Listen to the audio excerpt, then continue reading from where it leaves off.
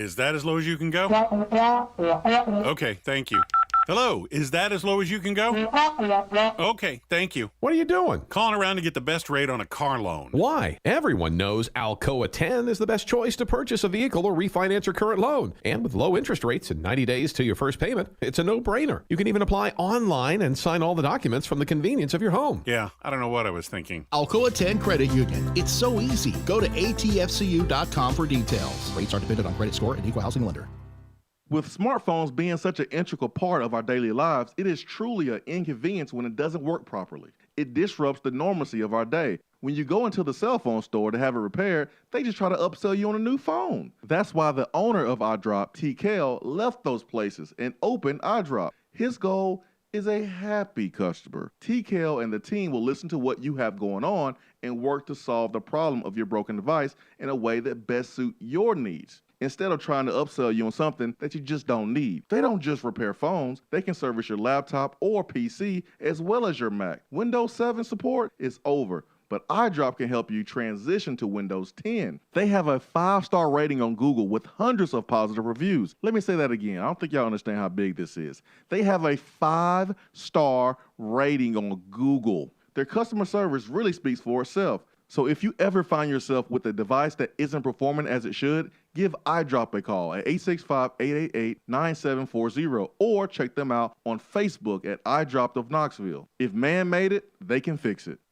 Hi there, Swain Event family. Are you in the market to purchase a home and a bit freaked out with the market right now? As someone who has been in your spot before, I'm familiar with what's going through your brain. And as a realtor, I've mastered the ins and outs of the buying process. When you work with me, you'll benefit from my experience, and together we'll work toward making sound, smart decisions for your future. And of course, talk a little Vol Sports along the way. Just give me a call, Jennifer Morris, Keller Williams Realty, 865-257-7897, or email me at jennifermorris865@gmail.com. Hope to hear from you soon. When you start your own business, you know that branding can make or break a new venture. That's why Swain Event relies on 42nd Street. 42nd Street is a strategy agency focused on finding creative, open-minded, results-driven solutions to brand design. After over a decade of operations in East Tennessee, the brand architects at 42nd Street have the experience and creative know-how to ensure the success of your business branding, logo, web presence, and more. To see a real-life example of their amazing work, you can check out our website at swainevent.com. Don't trust the branding of your business to just anyone. Check out my friends at 42nd Street online at 42st.com or give them a call at 865-382-7007. 42nd Street, brand, strategy, design. Deep down the middle's got his man, and he's gone. Jason Swain, touchdown. It's time for the Swain Event with your host, Jason Swain. My man. Real sports talk for the real sports fan. All you chumps are gonna bow when I whoop him. It's time for the Swain Event, fueled by Dead End Barbecue. Give me 2 rounds and a Ric Flair.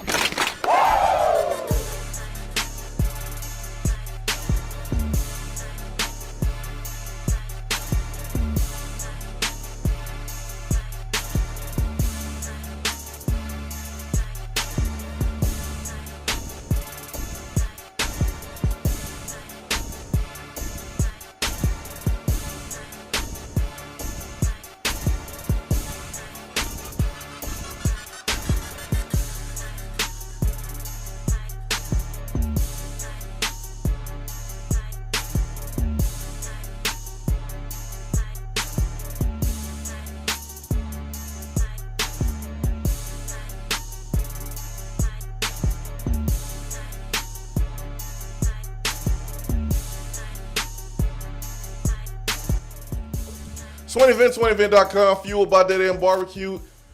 It's Friday, folks. You already know what that means. Ben McKee, Jason Swain, and Seth Stokes. Man, it feels like early fall outside this morning. Feeling good. Seth Stokes, Ben McKee. Good morning, gentlemen. Good morning, friends. How are we doing today? Woo, feeling good.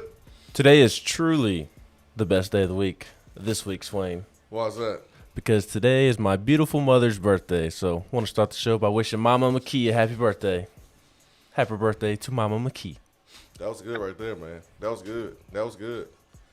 Happy birthday, Proud of you, Ben. Mrs. McKee.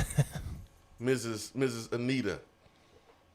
She's awesome, man. She is awesome. So glad that you started the show. Showing love to Mama, man. Do we need to play Boys and Men song? No. Stokes, you remember that song, Mama? Huh, Stokes, know that song? Her singing about the Mama, Of course, Boys man. and Men? Who doesn't know that song? I'm just wondering, man. I'm just making sure you was on Play your that beat. one. Oh, yeah, play that one. Play You play Tupac? Dear Mama from Tupac. Yep. Yeah, you need to send her a little audio clip of Dear Mama Tupac. I'll just stick. That make it feel warm and fuzzy. I'll stick to singing her happy birthday. Oh man. Well, I'm gonna give some shout outs then. Since we giving shout outs in the morning, I'm gonna give a shout out to my high school teammate, John Summerall, who's now the head football coach at Troy University.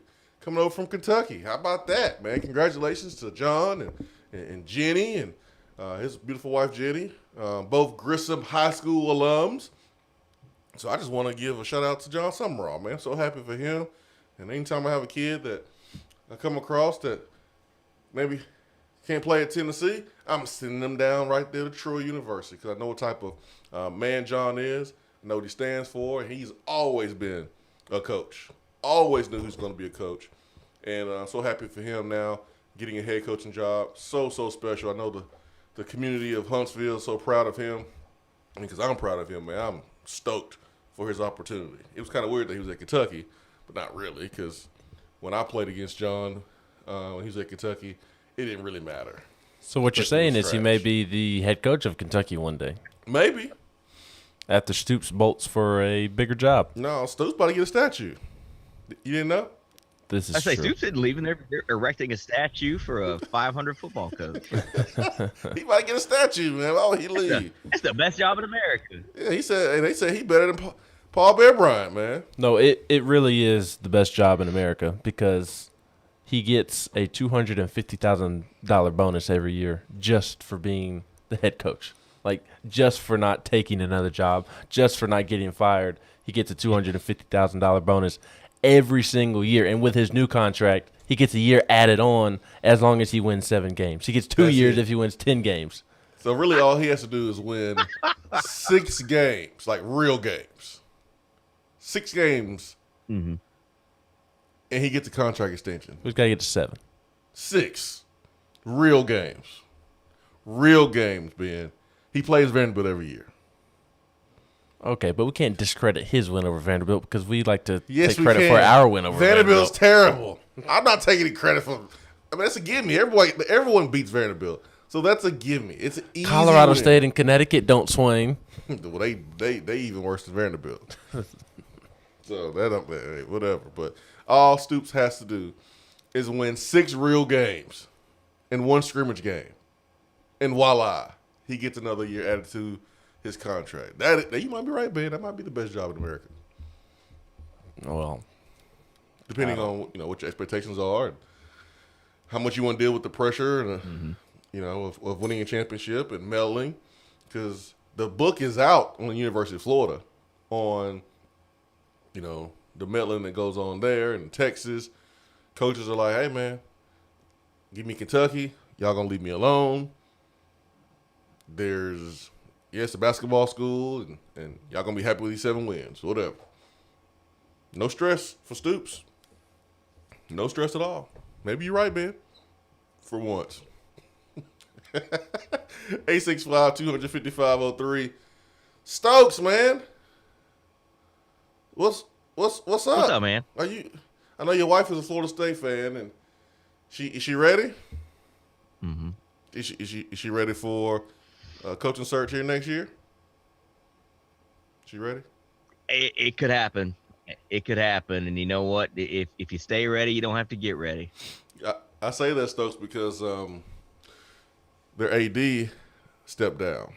So we know what that means. They'll have a new AD, and if Norvell doesn't get it done, then Florida State will be looking for a coach here next year. And you hate that because they just fired Willie Taggart after 2 years, and then Norvell was the That was Ben's boy.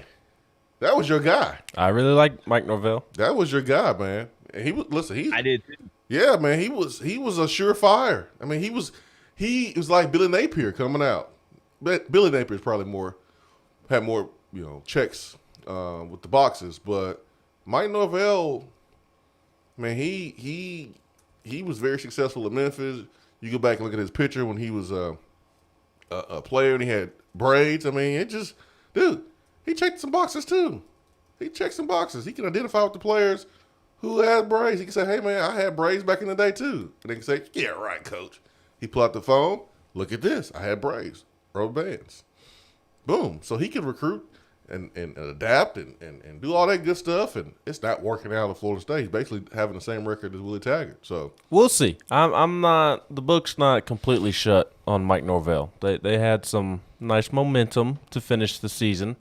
The second half of the year was much better than the first half of the year, and he is recruiting very well right now. Top 10, top 15 class. So the book's not completely shut. The door's not shut. He has reason to be concerned, absolutely. Yep. But we'll see what happens in September. Maybe get some momentum going down there in Tallahassee. They need O-linemen very badly. Yes. And a quarterback.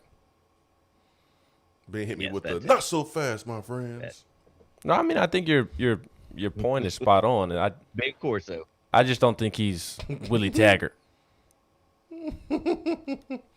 Volstorm said, "You just happy Pruitt didn't take the Troy job? Don't lie. I don't care about Pruitt taking the Troy job. I don't have to worry about Pruitt taking any job in college. That's not going to happen." Trojan Swain. That's right, man. You can call me Trojan Man. That's right. That's right. Oh gosh, I remember those commercials. That's right. I won't say anything else. 865-255-03. KY Vol says, "Good morning, guys. Friday is the best day because of Stokes." How about that? Stokes, man. Debatable. Thank you. That's pretty impressive, Stokes. You on the air with us and using your burner account on the text box. It's pretty good. Oh, goodness. I think I've come up with a different name than KY Vol. I would hope so. I don't live in Kentucky. T Money says, "Have you seen the Tennessee basketball video of the players getting off the plane? Uros pimping shades at night. Vols by 50. Looked more like a 3 blind mice participant, as if he's trying to find a rebound. Stop. That's not nice. It's Friday, man. Friday's about good vibes. Only, Ben. We only throwing shade to Colorado today. That's it. That is it. Question. This is from Randy in San Antonio. Question is, does Rodney Garner want Walter Nolan? I mean, he'll take him. The answer is yes. Yeah, I mean. But he's not going to be upset if he goes elsewhere. He won't. He'll take him. I mean, like Rodney's not about to walk over Henley Street Bridge and go pick up, some nappy wings, South Knoxville, just to please Walter. Like he's not going to bend over backwards like some of these other coaches out here. He's coached too much talent.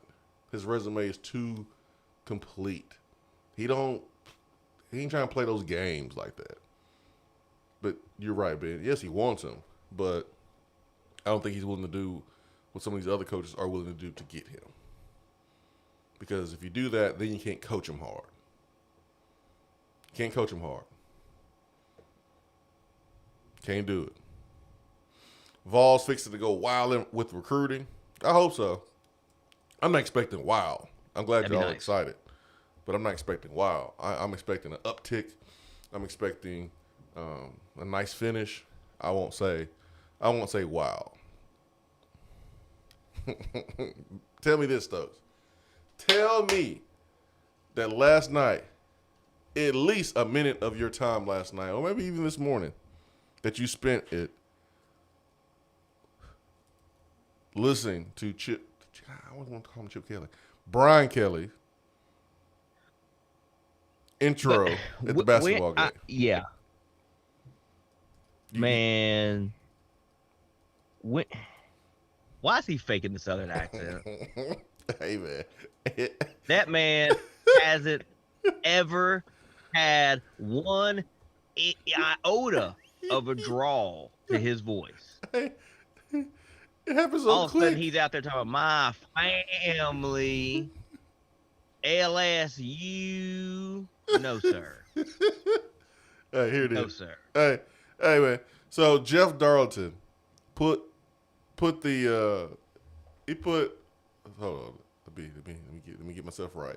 So he put a video together where a couple days ago Brian Kelly is talking while he was at Notre Dame, and he says family, and then 2 days later he says family again when he is introduced to the LSU fans at the basketball game. So check this out, man.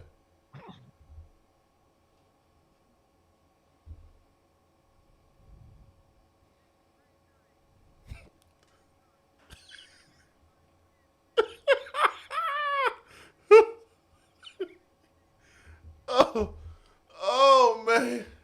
2 days, Stokes. Man, if that's not an example that money changed you, I don't know what is. Man, when in Rome, right? Man. You do as the Romans do. Money changes folks in 48 hours. Brian Kelly said, I'm rich. I think old dialect change. He's been hearing those comments about, I don't know how Brian Kelly's going to fit down there in LSU. He's been hearing those comments all week long. He said, well, you know what? Take this for data. Wait till you hear this country accent that I have. I can fit in. Oh, man. Some of y'all say y'all can hear. He goes from sounding like Peter Griffin to Hank Hill. Let me do it again because y'all didn't hear it. All right, here it is. I'm turn it up all the way. Turn up the volume all the way for everybody. Oh, my gosh. All right, here you go again. Most incredible 12 years of my life for me and my family being here at Notre Dame. It's a great night to be a Tiger. I'm here with my family, and we are so excited to be in the great state of Louisiana. But more. Most incredible 12 years of my He sounds like LSU's Forrest Gump. My family, boy. He put it on it, didn't he? Talking like Bubba Gump. Oh, got that lip poked out. He know he watched Forrest Gump on the way to Baton Rouge on the plane. Guys, how can I get my accent right? Good. Watch Coach O. Watch Forrest Gump. That's the only thing you need. My family. Golly. That was good right there, man. This is already a disaster. Hey, I told Ben before the show, I was like, man, I don't know about this, Ben. I don't know, man. This is gonna work. He already caught being a phony in his first day. Oh my goodness. Oh my God. Already caught being a phony. Like it was no reason for that. So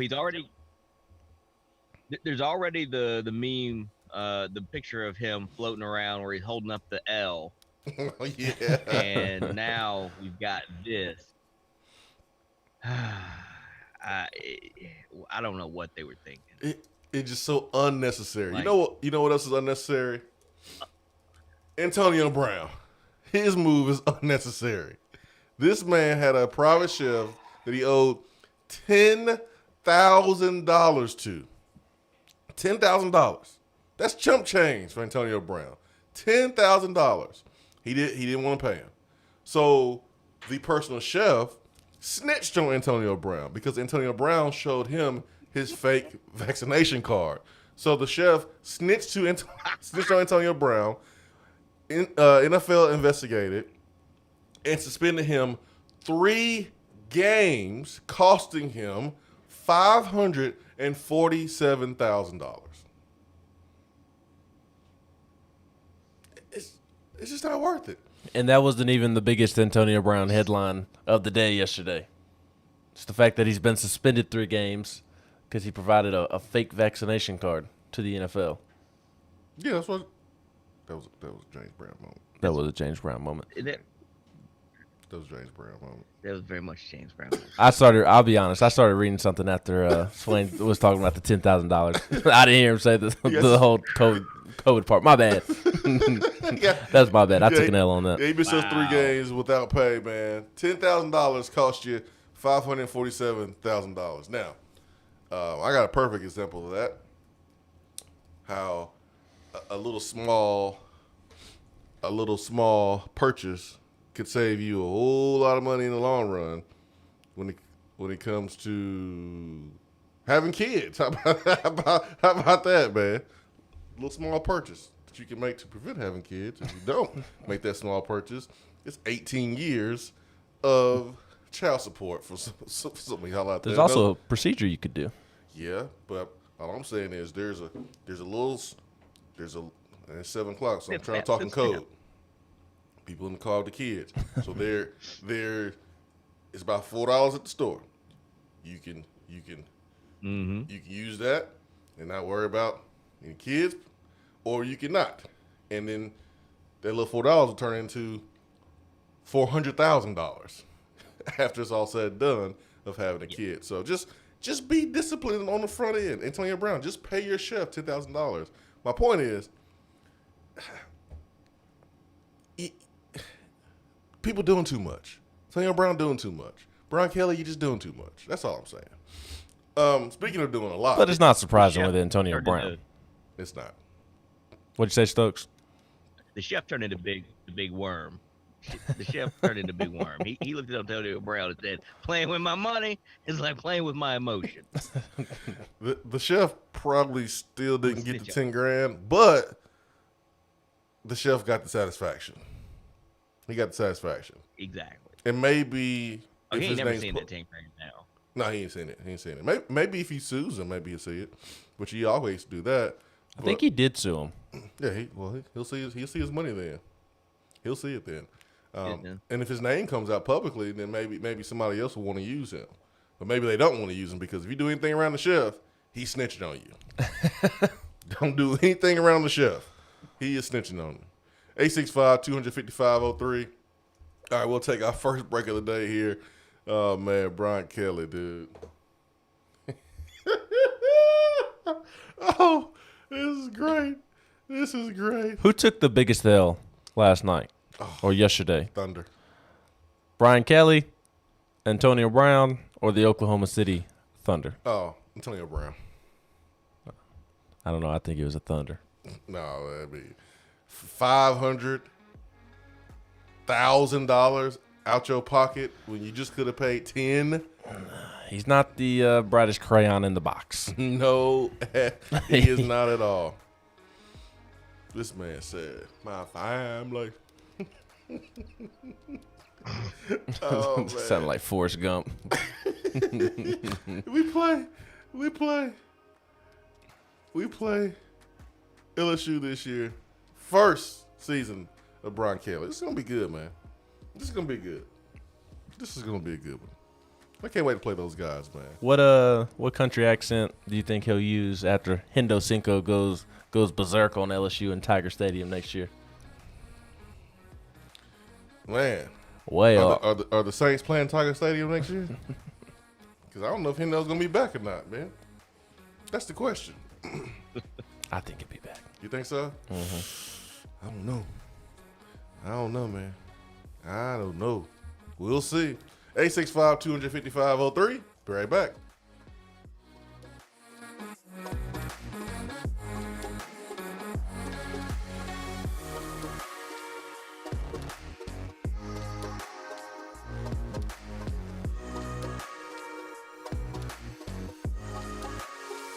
If you want to get in on the conversation, call the Iris Networks hotline at 865-200-5503. Grow your business with Iris Networks high-speed fiber internet. IrisNetworksUSA.com. Hi there, Swain Event family. Are you in the market to purchase a home and a bit freaked out with the market right now? As someone who's been in your spot before, I'm familiar with what's going through your brain. And as a realtor, I've mastered the ins and outs of the buying process. When you work with me, you'll benefit from my experience, and together we'll work toward making sound, smart decisions for your future. And of course, talk a little Vol Sports along the way. Just give me a call, Jennifer Morris, Keller Williams Realty, 865-257-7897, or email me at jennifermorris865@gmail.com. Hope to hear from you soon. When you start your own business, you know that branding can make or break a new venture. That's why Swain Event relies on 42nd Street. 42nd Street is a strategy agency focused on finding creative, open-minded, results-driven solutions to brand design. After over a decade of operations in East Tennessee, the brand architects at 42nd Street have the experience and creative know-how to ensure the success of your business branding, logo, web presence, and more. To see a real-life example of their amazing work, you can check out our website at swainevent.com. Don't trust the branding of your business to just anyone. Check out my friends at 42nd Street online at 42st.com or give them a call at 865-382-7007. 42nd Street, brand, strategy, design. JC's Tree and Landscaping Service specializes in quality tree work done at an affordable price. Trimming and removing trees are their specialty. They also offer other services like land clearing, stump grinding, crane services, and all of your basic landscaping needs for both commercial and residential. JC's will give you a free estimate and beat any written quote by a competitor to guarantee that you get the lowest price around. Don't risk your land with a fly-by-night service. JC's Tree and Landscaping is licensed and insured. Give them a call at 865-599-3799. Top 100 barbecue restaurant Dead End Barbecue is a no-brainer when you are craving the smoky flavor of quality Q. Dead End makes it easy to enjoy their fantastic menu with online ordering from Chow Now for pickup. Or if you don't feel like leaving the house, then have Dead End Barbecue delivered right to your door by Loco Knoxville or Bite Squad. Cheer on your favorite team with the best barbecue around. Check them out online at deadendbbq.com. Dead End Barbecue. The search is over. If you're coming to Knoxville and need a place to stay, do yourself a favor and book a room at Hampton Inn Paper Mill, also known as the Hampton on the Hill. This award-winning property is literally in the top 5% of all Hampton Inn properties. The GM, Stephen Lawrence, is a good old local boy who grew up in the business around Knoxville. He and his staff are always available, always willing to help, and will go above and beyond for their guests. The newest Hampton Inn in Knoxville has clean, affordable rooms, flat screens, fridges, and microwaves in every room. Plus, breakfast is included in every rate. Not to mention, there's also a pool and fitness center on site. If it wasn't so close to amazing restaurants, bars, and shopping, you would never want to leave. At only 6 miles from campus, you're still right in where the big orange action is. Go to hamptoninn.com, search Knoxville, and book your room at the Hampton Inn Paper Mill, or call 865-693-5400. We're here with Dr. Michael Carlson of Tennessee Regenerative Sports Medicine to discuss PRP, platelet-rich plasma. If you have orthopedic injuries such as shoulder pain, knee pain, Achilles tendonitis, or tennis elbow, you should give them a call. Good to be back, Jason. We specialize in non-surgical orthopedics, so we treat damaged tendons, ligaments, and joints, including rotator cuff injuries, knee injuries, and elbow and foot problems by using ultrasound-guided injections with PRP. And this form of treatment helps stimulate the body's own reparative process and assist in the healing of damaged tissue. Doc, what makes your training different than others? I've been practicing in Knoxville for over 26 years, and I'm certified in interventional regenerative orthopedic medicine through the American Academy of Orthopedic Medicine. They've been the leader in this form of treatment since 1983. I also teach this form of treatment on a national and international basis to other physicians, residents, and medical students. Here in our clinic, I'm the one doing the procedure, and we're using your own PRP, which are concentrated platelets, to treat your injury. So in other words, Jason, it comes from you and it goes back to you. So you know exactly what you're getting and know exactly the level of training involved. Do what the pros, college athletes, and I have done, and visit them online at trsportsmedicine.com. Tennessee Regenerative Sports Medicine, East Tennessee's leader in PRP therapy. Fellas, when it's time to freshen up that wardrobe, there's only one play to make, and that's to go see my friends at Mark Nelson Denim in downtown Knoxville. Find the latest in small batch denim in the heart of Knoxville. Denim isn't all they do, though. Mark Nelson also does custom suiting and blazers. Let your personal style shine with Mark Nelson. If you don't have time to go shopping for yourself, but still want that fresh look, then sign up for the NN Society. Let the experts handle the shopping and get $300 worth of merchandise for just $150 every other month. That's 6 times per year to keep you looking styling every day. Let Mark Nelson Denim help you be the best you, because when you look good, you feel good. Go to marknelsondenim.com. At Iris Networks, we know that business communication solutions are critical to your success. Since 1998, we've been helping businesses in East Tennessee by providing reliable and affordable high-speed fiber internet and voice solutions. That's why Iris Networks is your Tennessee communications partner. With internet speeds up to 100 gigs and work from anywhere solutions like mobile apps, video conferencing, and file sharing, we make sure you can stay connected to your customers and great communities we live and work in. Iris Networks, because just like you, Tennessee is our home. For a replay of each day's Swain Event TV, like us on Facebook.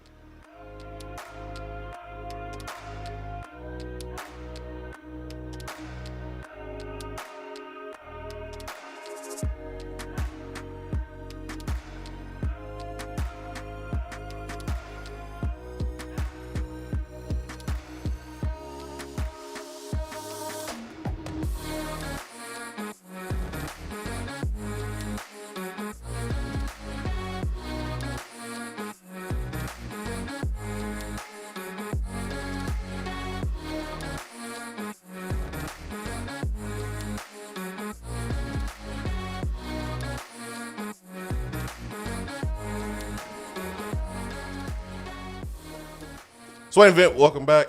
Fueled by Dead End Barbecue, top 100 barbecue restaurant in America. Our number one is brought to you by Hiller Plumbing, Heating, Cooling, and Electrical. Yeah, I'm sorry, man. This is my favorite video on the internet right now. It's gonna be like last week. It was Thanksgiving. It was beans, greens. I mean, that's my favorite video during Thanksgiving. This Brian Kelly video is now my favorite. Because there's so many different parts of this video you can break down and laugh at. Ben, you got to unmute me again, man. There's another part that is slick, underrated here that we didn't even talk about before.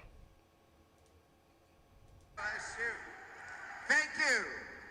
Thank you. Well, this is a great way to get started. And I haven't even won all my games yet.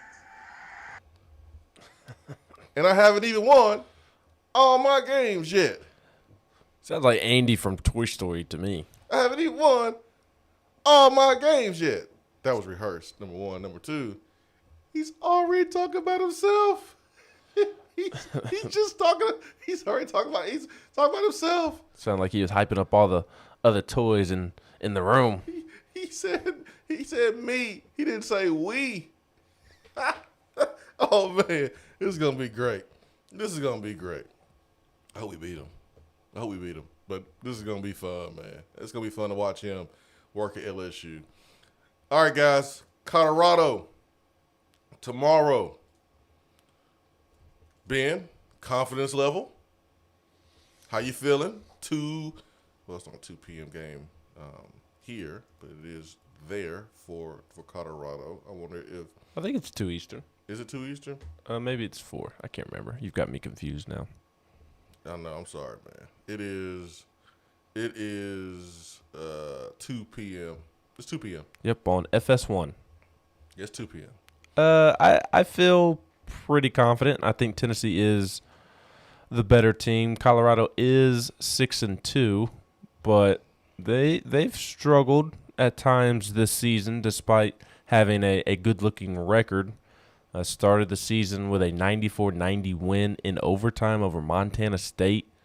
11-point win over New Mexico.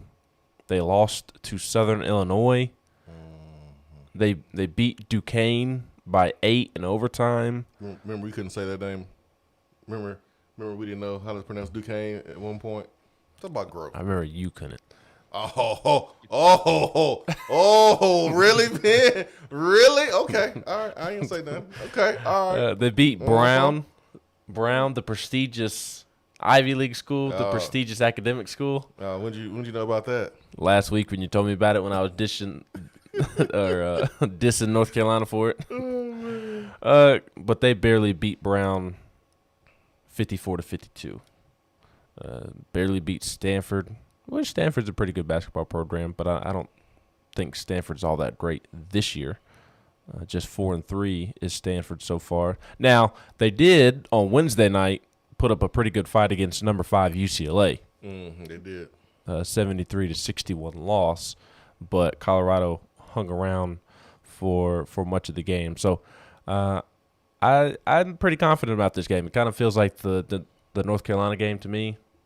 A little bit different in the sense of that team was looked at as good because it's North Carolina, and North Carolina has beaten down Michigan since Tennessee beat North Carolina. But I kind of thought when you looked at the schedule that maybe they weren't as good as it seemed, and I think that's the same case with Colorado. So I'm pretty confident about tomorrow. Stokes, Ben, this game will be the first for Tennessee basketball. This will be the first true away game. Mm-hmm. You've played home games and you played neutral site games. This will be the first game where when you're shooting a free throw, there will be some noise. There will be distractions. There's going to be times in the basketball game where the momentum is going to be on Colorado's side and the crowd is going to be on Colorado's side, and you're going to have to be able to weather the storm. Basketball is a game of runs. Little short spurts. 8-0 run, 6-0 run. You don't want those 12-3 runs for the opponent, but basketball is a game of small runs. How do you weather the storm when that run happens for Colorado? It's going to happen. It's going to happen. Can't turn the basketball over back to back to back.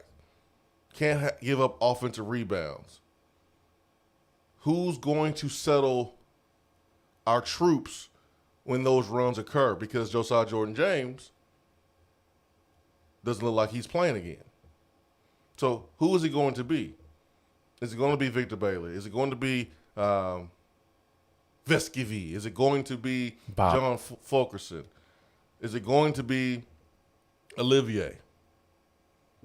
Now, who is going to be able to help this team weather the storm? You're going to play some young guys. This is the first true away game for them. You know, they've had to play 3 games in 13 days. You know, it's going to be tough. It's going to be tough for them. Shut up. Oh, man. It's going to be tough. Some of those guys have never been on an airplane before, man. The altitude in Colorado. Stop it. You're going to make Stokes have bad flashbacks. And who knows, man, if the place is any close to, to C-Mac's house, man, it might be a haze of smoke that may distract our players.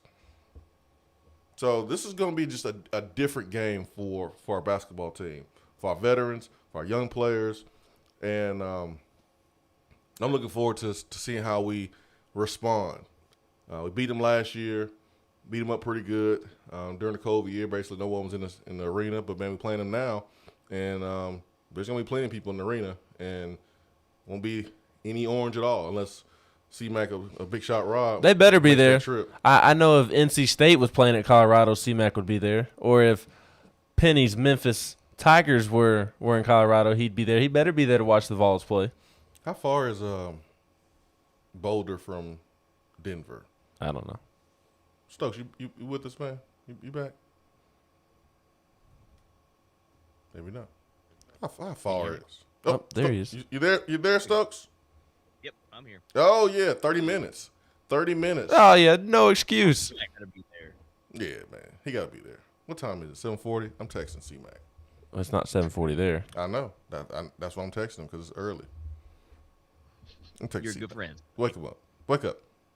Are you going to the game? You will travel across the country to California to visit friends. You can go 30 minutes to cheer for the team that you supposedly root for. And quite frankly, the Vols are more important than the friends he went and saw. Now, he up. He texted me before I text him. He quick. He is quick, very quick. So that's the biggest thing I'm looking forward to.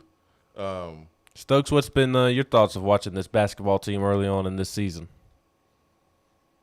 They've gotten better as the season went on. You know, you could tell there were a couple of games that mentally, I don't think they were in it. I think they overlooked an opponent a little earlier in the year. I think, look, Villanova is just good.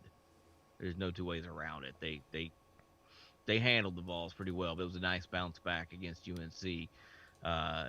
And then they took care of business against a lesser opponent the other night. So the Blue Hose. I still can't get over that. Every time I see that name, I found out about the Presbyterian Blue Hose, that being their name, several years ago. They're in your neck of the woods, right? I don't know. I think so. I don't. Yeah. I don't really know where they're located. I just know they're named the Blue Hose. Well, they're located in the same state that you live in. Well, cool. Good for them. Good for them, I guess. You could become an avid Clinton, South Carolina. I don't even know where that's at. I mean, you haven't been living in South Carolina that long to know all the. It's around here somewhere. Yeah. I think it's on the way to Columbia because I passed it on the way to Columbia. Yeah, Columbia's a terrible place. Yes, Columbia is a dump. Both Columbias, Missouri and South Carolina, both of them are a dump. It's a miserable place. It's the hottest place on the planet Earth. It's ridiculous. I don't understand how that's possible. You go to the beach in South Carolina and it's like 95. You go to Columbia, South Carolina, it's like 110, all in the same week. It makes no sense. But anyways, back to the basketball team. As long as mentally they're checked into this game, they can play with anybody from a talent standpoint. They do have to weather those runs, like Swain said. That's kind of what got them against Villanova. Is one, they kind of got out muscled a bit, and they didn't have an answer for when Nova went on a run. So if they can find that answer, then they'll be all right. And they dealt with Colorado last year. It wasn't that tough of a game for them. Hopefully they can bring that same type of energy this year, block the crowd noise out. But I mean, is there going to be a lot of people there? Like, does Colorado have a big fan base? Like, is this a big deal for them? I don't know. Is it going to be that loud? I don't know. See, man, the people actually go to the Colorado sporting events. C-Mac's a fake Vol fan. We're no longer entertaining I don't know C-Mac. if he's a fake Vol fan. He is. No, because he texted me and said, "You daggone right. I would go see NC State or Memphis at Boulder." I said, "But not the Vols." He said, "Listen, man, do you know how angry I get at that 7-foot center that we have? I don't need to experience that in person." He's just making an excuse. He don't even play that much. Here's another thing I want to see us be able to do tomorrow. I want to see us like punch first. Against Villanova, we were in retreat mode. I mean, Villanova came out swinging haymakers, throwing 26, punch combos, and we had our hands up just trying to not get knocked out. Well, we came out with a haymaker, with a Kennedy Chandler, and one that the referee incorrectly wiped off the board. Called it a charge when it was clear that it was a block. The defender was still moving when he slid in front of Kennedy Chandler. Listen. And then a couple minutes later, Kennedy Chandler picks up his second foul and has to sit on the bench for the rest of the half. Listen, all I know is Villanova had like 14, 11 points, and Tennessee had 2. I know. I was like, ugh. I just, it's one of those things where I wish you could kind of hit the restart button.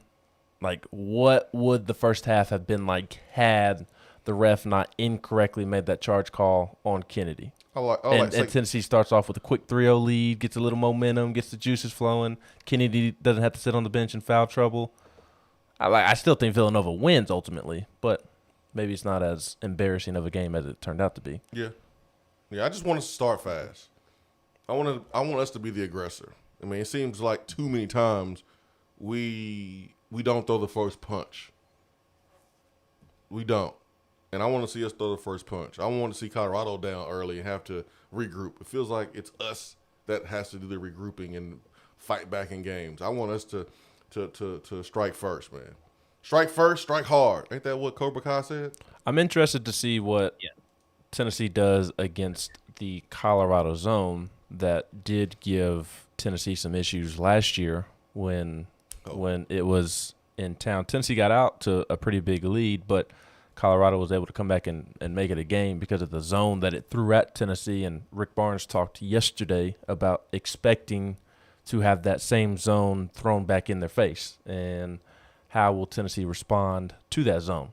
I think they're much more equipped, much better equipped this year to handle that zone because they have shooters on this team like Justin Powell, Bob Scovey, Sakai Ziegler, Kennedy Chandler, Victor Bailey Jr. If he's got it going, like these guys can erase a zone very quickly if they're working inside out and moving the ball the way that they should. Whereas last year they didn't really have the shooters to overcome a zone. So I'll be curious to see how Tennessee adjusts to that as well offensively. Because in the past under Rick Barnes, it has not ended up well. Please play a zone, Colorado. Please play it. And we got a point guard that knows how to attack the zone and can finish around the basket. Is a great passer. Please play a zone. Oh, I can't wait for us to shoot these dudes out of that zone. Please play it. We're going to play 2-3. Please play a 2-3. Oh, it's going to be fantastic. We got to make shots, though. If they're going to play zone, we got to be able to make shots. If we don't, it might be a long night or day. We will shoot ourselves right out of that game. Yeah, because we're going to put them up, man. We have probably almost doubled our three-point attempts so far this season. Yes, but I have found it interesting that since John Fulkerson has returned, they've quit taking as many threes. Still taking a good bit, but they're not taking the 35 to 43s a game that they were taking with Folky out. There's been more of an emphasis to work inside out, which I do like. I mean, you can't be one-dimensional. You need an inside presence. You get your best shots, man, off of offense rebound and off throwing the ball in the post, man. Defense collapsing, and you retrace and relocate on the perimeter. Man, that's the best time to shoot a three. So, yes, I can't wait for this game. I'm getting pumped. This is weird, man. It's the first weekend without Tennessee football. It is very strange. I'm excited for Stokes. Are you as excited for the conference championship games as I am? I mean, I want to see chaos. That's what I'm excited for. I want to see crazy things happen in these conference championship games. I don't get excited about conference championship games when Tennessee's not involved in one. So I haven't been excited about a conference championship game in a long time. What I'm looking forward to is hopefully seeing some quality football. That'll be nice, hopefully. I don't look. You look at the SEC championship game. Anybody who's a Tennessee fan who is rooting for Georgia right now is missing the point. You do not want Georgia to have success. You do not want them to win a national championship. You don't. That hurts Tennessee even more in recruiting. Alabama wins another one. It's just another one in a stack of them. They've got racks on racks of trophies right now. No one cares. No one blinks an eye at it. It doesn't matter. Georgia wins one. Their fans are going to be insufferable. Also, they're already recruiting really well. You think you're going to go into the state of Georgia and get the recruit you want then? They're going to get who they want, when they want, how they want. Yeah. You're right. It makes it harder. It will make it harder. It's already hard, but it just makes it harder. And I know, folks, listen, no one's telling you to sit here and root for Alabama, but you have to understand and realize that Georgia winning the whole thing makes it tougher for Tennessee. You don't want to deal with a new champion in the SEC. That's what you don't want. So, I think that's pretty easy to understand. You don't have to root for Alabama. You don't have to root for anybody. Well, this week – go ahead, Stokes. I'm sorry. I've seen a lot of Tennessee fans out there saying, go Dogs. Y'all got to stop that. No, you better not say go Dogs. You better not say roll. I can't even say it. Don't even do that. What about barking at people? No, don't even do that. That's not appropriate. What about making the elephant noise at people? Don't do that. Now, this weekend, it actually makes sense to root for, and please understand, as Swain and Stokes were just saying, understand what we mean by when we say root. Like this weekend, it actually makes more sense for Tennessee if Georgia wins, because Georgia's getting in the college football playoff whether it wins or loses this weekend. Georgia beating Alabama completely eliminates Alabama from making the playoffs. Oh, yeah. So really this weekend Tennessee needs Georgia to win because they're going to make the playoffs regardless, and it will keep Alabama out of the playoffs. Whereas who's gonna beat Georgia though? That's good. That's the question. So you're saying you'd rather have Alabama make the playoffs and then potentially beat Georgia? I don't want to say that because that sounds too much. That sounds too close to be rooting for Alabama. Well, I mean, I thought last Saturday, although Georgia played its version of the Vanderbilt game, like last Saturday was a big win for Georgia because I thought that Ohio State and Alabama are the two teams most equipped in the country to beat Georgia. And Ohio State got eliminated from the playoffs, and Alabama almost did and was exposed against Auburn. Yeah, I think the two teams most equipped to beat Georgia is Ohio State and Alabama. Yes, because of and now one's eliminated. Yeah, so and the other one doesn't look like it'll be able to block for Georgia. But Stokes, I'll tell myself I'd rather Georgia win than Alabama. I agree and believe in everything you said. And Swain and I talked about this off air. Maybe it was on air. I don't know. We talked about this earlier in the week. I just cannot bring myself to live in a world where Alabama is once again national champions. I agree with everything you said. I just cannot bring myself to see Alabama win. I just can't. That's immature. You just deny No, it. I hate Alabama more than anything. If we do too. If there was a China Red university, I'd root for that university to beat Alabama. I hate Alabama too, but I also understand what's best for Tennessee. I don't care. Kirby's going to recruit at the same level he's already recruiting at. He's already. You heard it here. Ben said he don't care what's best for Tennessee. That's right. You heard it here. Ben don't want Alabama to win. I hate Alabama more than anything else on this planet. I don't want them to win. I can't bring myself. It's just like when it took place I want them to win, but at this point, it's the lesser of two evils. Yes, I get it. And again, hopefully people are picking up on what we mean by the verbiage we are using. We're not actually rooting for either team, but it's the same thing that happened in, what was second and 26, 2017, 2018? Bama, Georgia. Like I went into the game thinking, okay, Georgia winning is not what's best for Tennessee. Alabama winning is what's best for Tennessee because it's ho-hum, whatever, same old, same old. But I got into the game, and I found myself being more excited when Georgia would make a play than when Alabama would make a play because I just hate Alabama that much. I'm damn sure I ain't going to be excited about anybody making a play. You know what I mean when I say that. Yeah, this is a bad position for Tennessee to be in. But anyways, let's we'll get lucky and Michigan will knock off Georgia, and we won't have to worry about it. I doubt it. Let's go Harbaugh. I know, right? We always loved you, Harbaugh. We always. Come on, Cincinnati. Come on, Desmond Trotter. We believed in y'all all year. Nobody else would, but we did. I got no problem with Luke Fickell. I got no problem with Cincinnati. Let's go. They ain't got it. Who's on the line? I know. We're going to Jonathan in Columbia, Tennessee. Jonathan, good morning. Good morning, fellas. How y'all doing today? Good, man. You're using your real name today, huh? Yeah, something like that. Oh, man, we love it. Just a couple of things this morning. Number one, I'm with Ben on this one. I'm going to have to disagree with you, Swain, is I don't give a crap about the whole state of Alabama. Never will and never plan to. I get where you're coming from, but I just can't root for them. You don't have to root. That's what I'm saying. I'm a competitive person. I love the game of football so much, and I get what you're saying. Yeah, I'm not going to root for either one, but which one lets me sleep a little bit better at night, and I just can't find myself doing it. Sorry. I guess I understand. Just Georgia winning is not good for Tennessee. I'm not saying I'm not saying I want them to win the national championship either. I'd like some chaos going there too. Hey. But, who knows what's going to happen. But my next question, really not question, statement more or less. Did you notice Brian Kelly's got a little southern twang in his voice now? Oh, yeah, man. It's my favorite video on the internet. We played it like twice already. We might play it 2 or 3 more times before the show's over to get it live.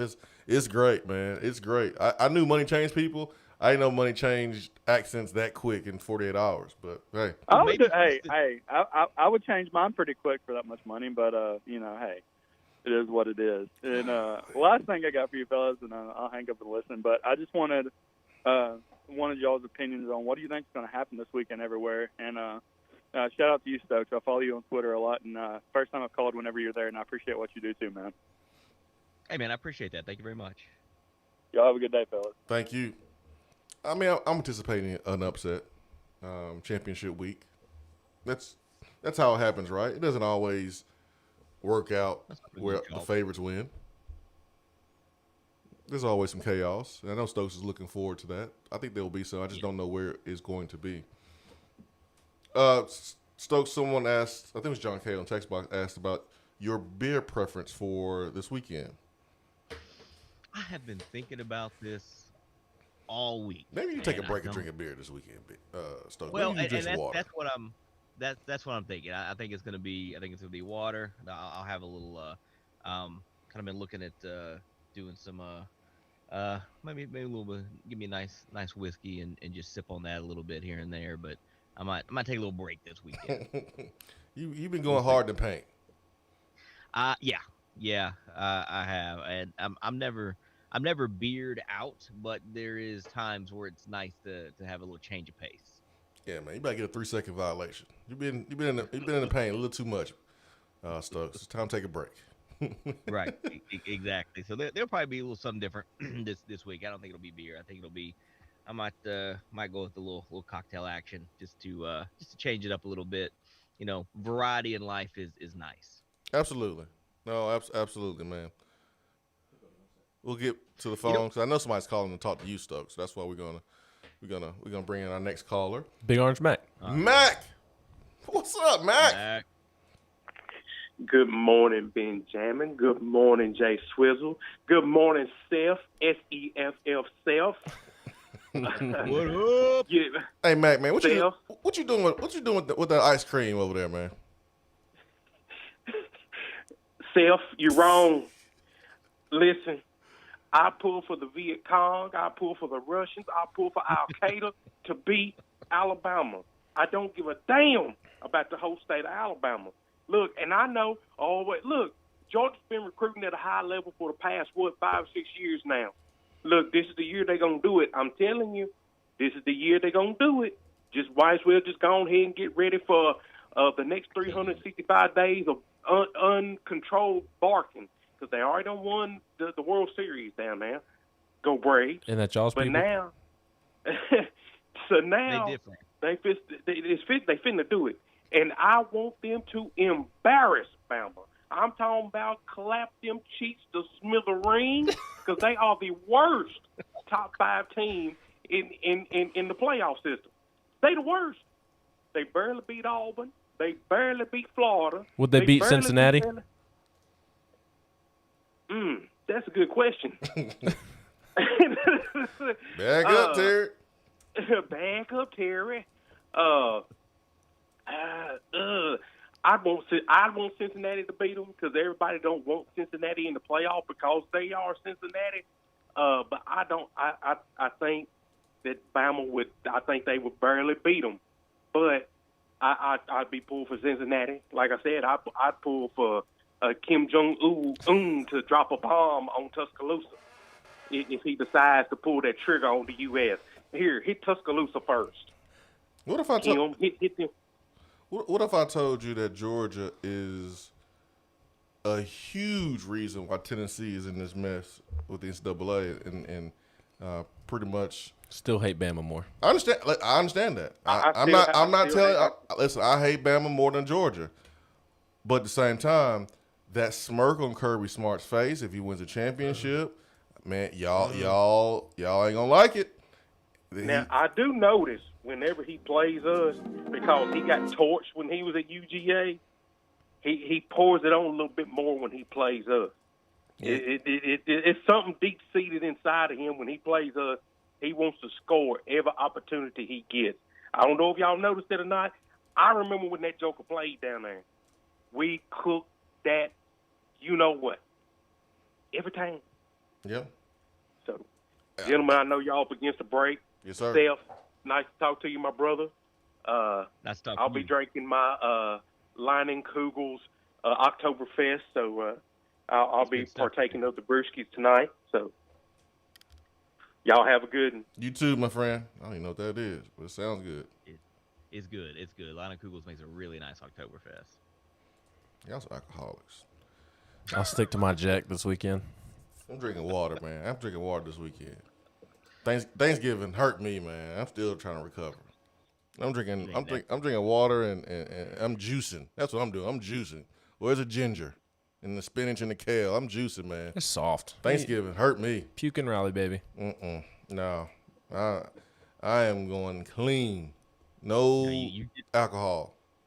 You get to an age where puke and rally, that ain't the business anymore. No, you can't do it. You get tore up, man. You down for a week, couple days. Yep. You're going to need like an IV or something. Right. I feel like I'm hungover the next morning. Man, there's a point when you get a little older, man, you feel hungover and you ain't even drink anything. That's what I'm saying. Exactly. Oh, man. 50-year-olds are hearing this and going, shut up. Bunch of young punks. Shut up. Look, y'all, you know it's true. Shut up. Yo, I don't want to hear that. I'm 50 over here. All right, Stokes, man. Man, appreciate y'all having me on. I hope y'all have a great weekend. And I'm not rooting for anybody this weekend. That's the point. Not rooting for anybody. I'm rooting for what's best for Tennessee. That's it. I'm with you, man. Thank you so much for the time. Seth Stokes, our guy that joins us every Friday here on the Swain Event for our number one. Our number one is brought to you by Hiller Plumbing, Heating, Cooling, and Electrical. Right now, Hiller is giving away cash for the holidays, celebrating from now until the end of the year with special deals. Hiller wants to make sure that every child experiences the joy of Christmas this year. Hiller will be donating $50 in toys to Toys for Tots for every tankless water heater that is bought, and giving away $250 in a Visa gift card with each unit. So you buy a tankless water heater, you get $250 gift card, and you are helping a young child because Hiller is going to donate $50 to Toys for Tot. HappyHiller.com. Happy you'll be, or the service is free. That is their guarantee that is backed. So make sure you take advantage. Don't wait until next year if you know you have to make these purchases. Get it right now. Supply chain is no joke. Get it now and take advantage of the special. Put some money back in your pocket and make sure that you help a kid be able to celebrate Christmas in a different way this year, in a better way this year. Hour 2 is coming up. Stay with us.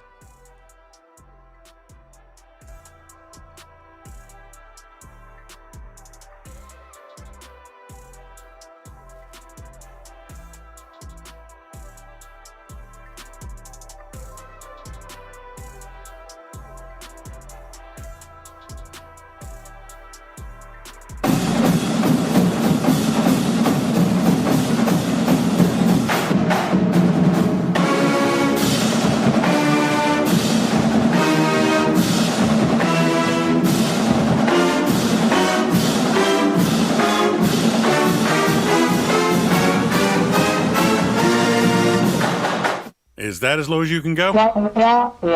Okay, thank you. Hello, is that as low as you can go?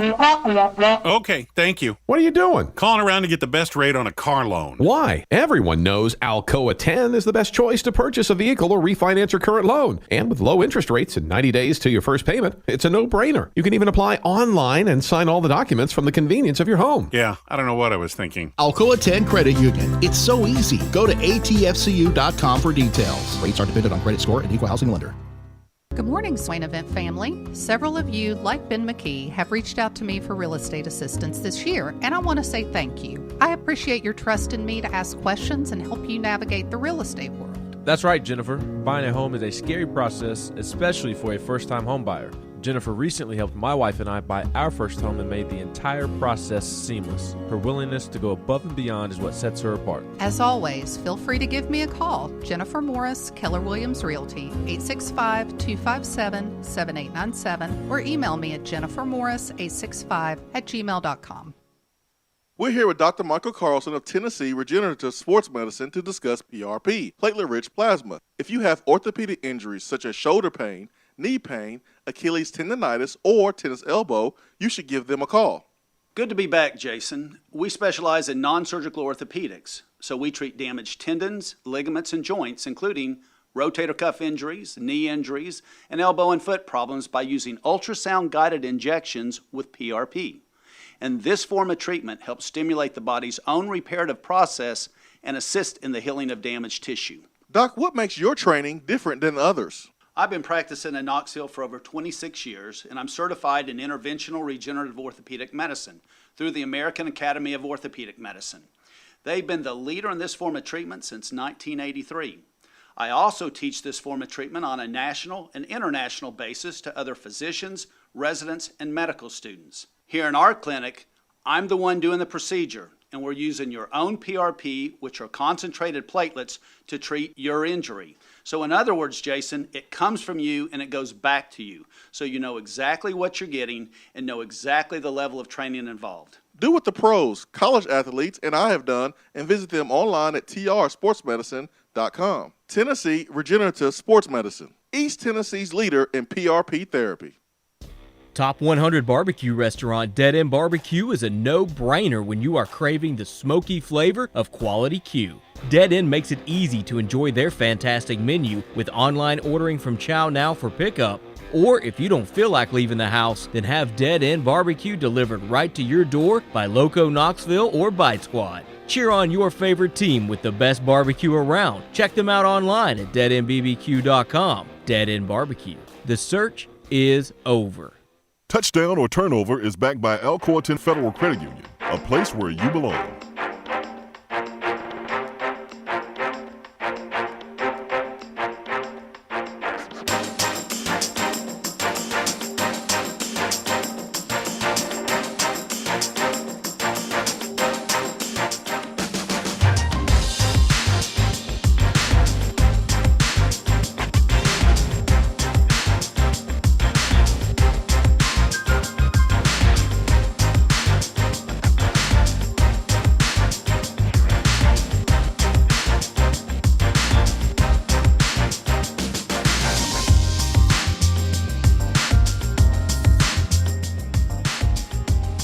Swain Event, SwainEvent.com, fueled by Dead End Barbecue.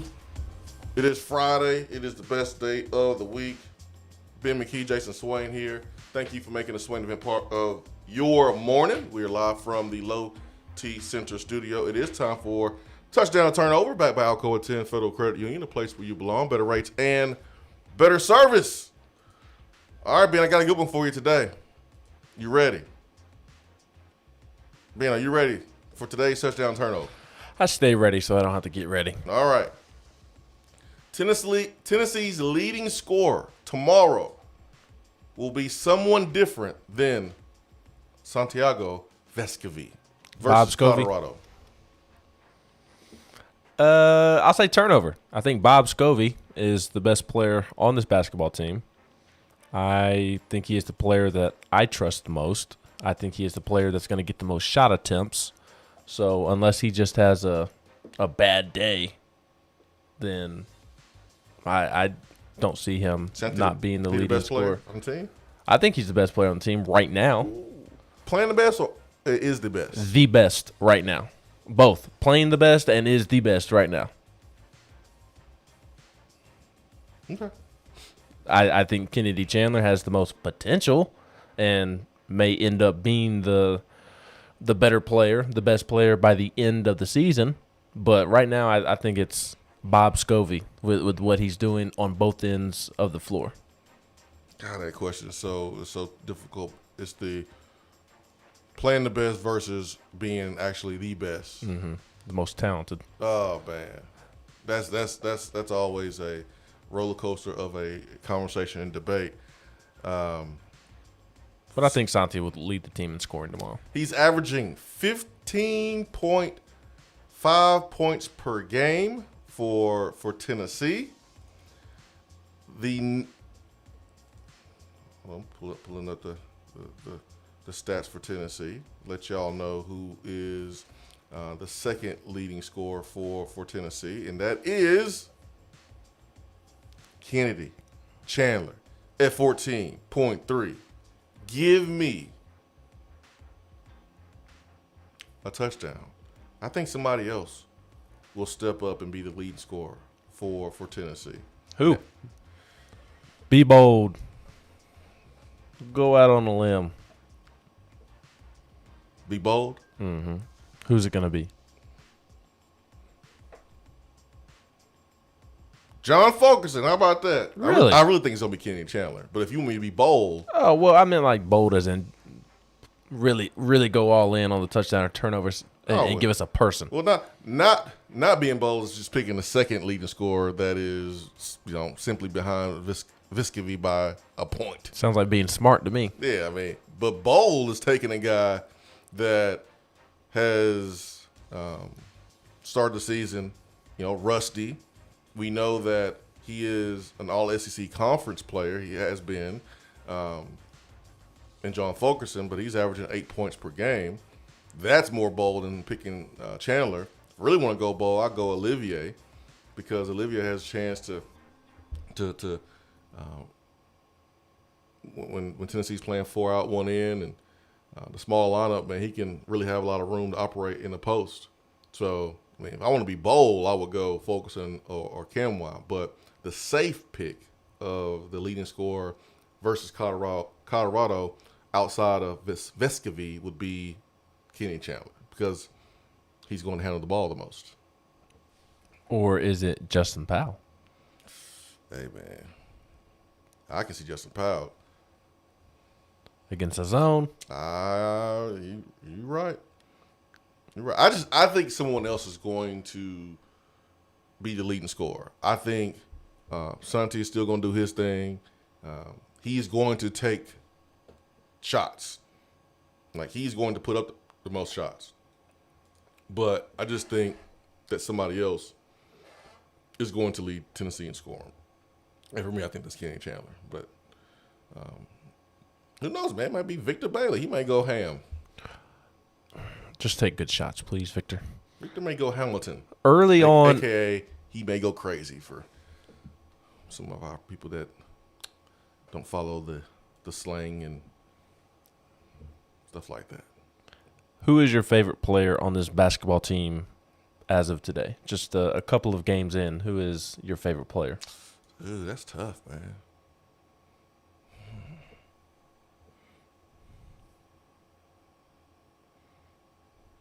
It's really hard not to pick Zakai Ziegler, man, just because of his story and his stature and how he plays and how he makes it work for him. I mean, it's hard not to pick the small guy that balls out on the basketball court in the land of trees. But I like Santiago, because I know the type of work that he's put in. Like, this is what's so cool about being a college sports fan. When you have a young man come into the program, whether it's football, basketball, baseball, whatever, the Lady Vol that comes into the program, whatever sport, and they play as a freshman, and they make some plays, but you see that they're young and they struggle here and there and a little timid and maybe don't make as much plays, but then you see the progression from the freshman year to their sophomore year, and then you see the progression from their sophomore year to your junior year. It's so cool to see, man. Like, Viscovy, I'm going to say Viscovy right now. He don't care. Bob Scovey. His confidence level is so high right now. And confidence only comes from one thing. It comes from hard work. Like, you're confident because you know you put the work in. You're confident because you know you're prepared. You're confident that because you know that if you miss 9, you're going to make the 10th one because you're going to shoot it. You're not hesitating because you have shot hundreds and hundreds of shots during the summer. You put the work in. You've outworked everybody else. you've experienced competition at the world basketball level, like the global level. His confidence is so high right now because he looks in the mirror, he sees that he's trimmer, he sees that, or he feels that he is in better shape, best shape of his life. Like seeing him confident, man, it's so cool to watch athletes in college grow and blossom and transform. In the football field, that'd be like Theo Jackson. Like to see him kind of come into his own. Like that was really cool. That was so cool. You know, Cedric Tillman, probably the best story on the team, using that example.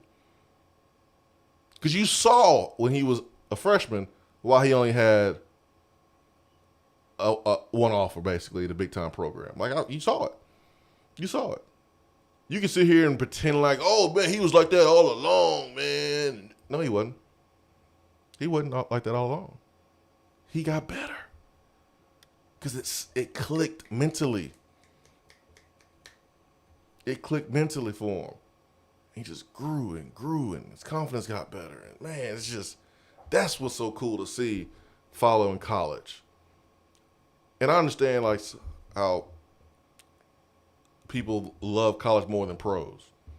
This is one of the reasons for me. Now, I do love pros, too, because I like seeing the sport played at the highest level by the best of the best. Like, it's remarkable to watch baseball and watch dudes be able to hit the ball that moves up and down and around at 95 miles per hour. That's amazing.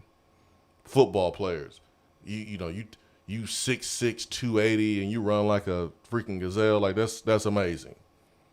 The throws we see from Patrick Mahomes and Aaron Rodgers, like that's. But there's something about college sports that the pro game just doesn't have, and this is so cool to see from Vescovy. I changed it up again. So it's so cool to see him. I mean, he don't hesitate shooting that ball. He don't look uncomfortable with pressure while he's handling the basketball. Defensively, he's in your pocket now. Mm-hmm. He's in your pocket, and he got a little oomph about him too. Got a little swagger to him. Oh yeah, he'll elbow you right in your kidney. Yep, he's my favorite player. He is my favorite player for sure. I just think he plays such an exciting brand of basketball and has that European flavor to it that us Americans don't see as often. And I like the European flavor to his game of the slick passes and kind of going up in the air and passing when it doesn't get him in trouble. I mean, shoots the 3-ball, lights out. That's obviously exciting. I always think it's going in when he shoots it. And honestly, the last thing you said about him is what I like most about him. He's got an edge to him. Yeah. He's feisty. He's got an edge to him and won't back down from anybody. I'd say Bob is my favorite player. Although I think Josiah would give him a lengthy run at that title as well. I love what Josiah Jordan James is about. It's not even about the basketball as to why Josiah would give Santiago a run for my favorite player. Josiah is as good of a person as you will meet. He is just tremendous and the voice of the basketball team. He is their leader, and it's impossible not to want Josiah Jordan James to do well, just because you feel so happy for him and just want him to succeed. So I'd say Josiah or Santi are my two favorite players on this team. This is a good problem to have when you can't pick one person because there's a bunch. Mm-hmm. And basketball, you get a chance to know the players a little bit more intimately, rather than football. Even though this year in football is probably the best year of knowing the players because of my show. Take my Brian Kelly approach. Now, our new show, Tennessee Prime, has allowed people to really learn more about our players and see a different side of them. It's hard to pick out one player that you like more than the other. It's really hard for me. There's multiple guys on this basketball team that I like, and it's been that way for a couple of years now. 865-255-03. Iris Networks hotline, 90 days no payment for business internet, fiber internet, and voice. A Tennessee business connecting Tennessee businesses. That's Iris Networks. Ben McKee, Jason Swain. Stay with us. We'll be right back.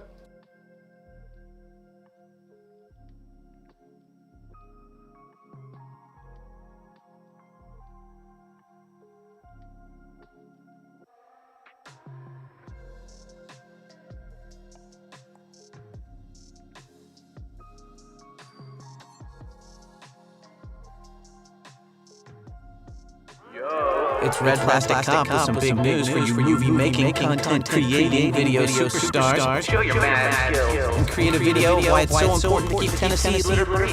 It's the TSSAA No Trash November Student Video Contest. Sponsored by Nobody Trashes Tennessee. Go to NobodyTrashesTennessee.com/TSSAA for details. High school and middle school students can submit their video and receive scholarships and prizes provided by TSSAA. Word, peace out. Is that still a thing? Am I being too cool for the school kids? Just asking. To freshen up that wardrobe, there's only one play to make, and that's to go see my friends at Mark Nelson Denim in downtown Knoxville. Find the latest in small batch denim in the heart of Knoxville. Denim isn't all they do though. Mark Nelson also does custom suiting and blazers. Let your personal style shine with Mark Nelson. If you don't have time to go shopping for yourself but still want that fresh look, then sign up for the NN Society. Let the experts handle the shopping and get $300 worth of merchandise for just $150 every other month. That's 6 times per year to keep you looking styling every day. Let Mark Nelson Denim help you be the best you, because when you look good, you feel good. Go to marknelsondenim.com. Litter is a big problem in Tennessee, but together we can do big things. We can make our cities, our waterways, our roads cleaner and safer. The Tennessee Department of Transportation is committed to reducing litter in our communities, but we need your help to do it. There are over 100 million pieces of litter in our roads at any given time, and it costs TDOT about $19 million a year just to clean it up. The first step to keeping Tennessee beautiful is to rally behind these 3 simple words. Nobody trashes Tennessee. Join the Nobody Trashes Tennessee movement at NobodyTrashesTennessee.com. Voted Best Barbecue in City View Magazine and a top 100 barbecue restaurant in the country, Dead End is a no-brainer when you are craving the smoky flavor of quality Q. Dead End makes it easy to enjoy their fantastic menu with online ordering and local delivery with Valet Gourmet. That's right, you can have Dead End brought to you. Can't think of the spread for your next event? Get Dead End to cater it. Check them out online, deadendbbq.com. Dead End Barbecue. The search is over. When you start your own business, you know that branding can make or break a new venture. That's why Swain Event relies on 42nd Street. 42nd Street is a strategy agency focused on finding creative, open-minded, results-driven solutions to brand design. After over a decade of operations in East Tennessee, the brand architects at 42nd Street have the experience and creative know-how to ensure the success of your business branding, logo, web presence, and more. To see a real-life example of their amazing work, you can check out our website at swainevent.com. Don't trust the branding of your business to just anyone. Check out my friends at 42nd Street online at 42st.com or give them a call at 865-382-7007. 42nd Street, brand, strategy, design. More and more Tennessee businesses are switching to Iris Networks for reliable, local, high-quality, high-speed business fiber internet.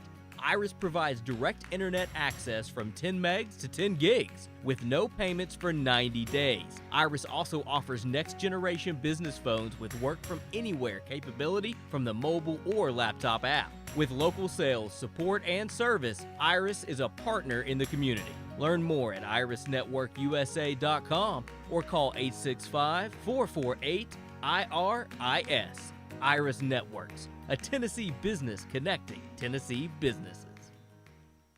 You don't have to take an L just because you can't listen to the Swain Event live. You can catch up on the podcast posted daily on the app, online, and on iTunes.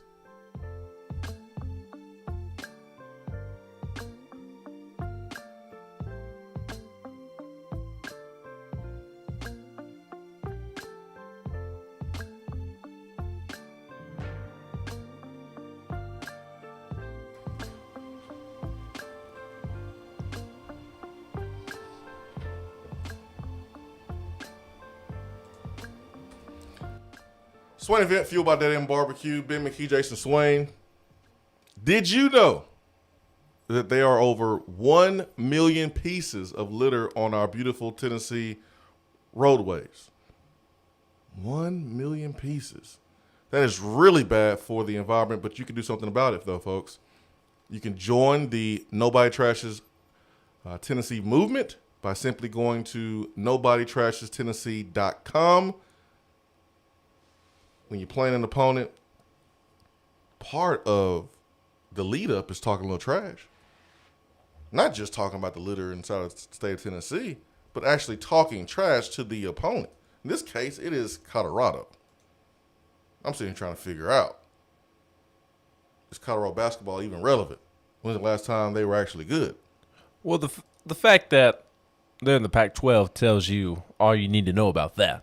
I mean, they're in a conference that supposedly has a network, but this network is nowhere to be found. It apparently exists, but it's not on any television set anywhere. And quite frankly, I think it was a smart decision by the Pac-12, because if I had a program as sorry as this Colorado basketball program, I'd put them on the Pac-12 network as well.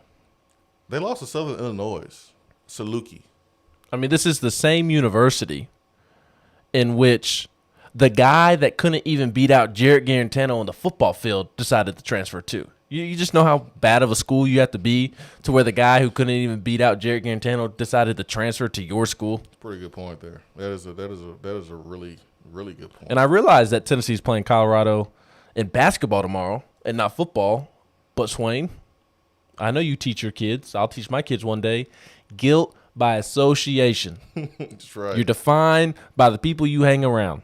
That's right. And this Colorado basketball team hangs around a sorry football program. That's right. You are an average of the 5 friends that you have, the 5 people in your circle. You are an average of them. So you are correct. Colorado football is not that good. So we expect Colorado basketball to be not that great either. Now, they did hang in with UCLA, but that's probably their best game of the year. Probably was their Super Bowl. They did lose to Southern Illinois. But come on, man. Like, really? How you give up 90 points to Montana State? 90 points to Montana State? How do you do that? How do you give up 76 points to New Mexico? Like, where's the defense, Colorado? They also gave up 76 points to Duquesne. You mentioned the Southern Illinois loss. This was at the Paradise Jam. It didn't seem too much of a paradise to me when you lose to Southern Illinois, you beat Duquesne in overtime, and you only beat Brown by 2 points. I mean, Brown only cares about academics, and here they are nearly beating a Colorado basketball program. It didn't sound like much of a paradise to me at the Paradise Jam. Tennessee is averaging 82 points per game, which is right there at 38th or so in the country. Poor Colorado. If you can't keep 90 points off the board against, freaking Montana State, Tennessee might score 100.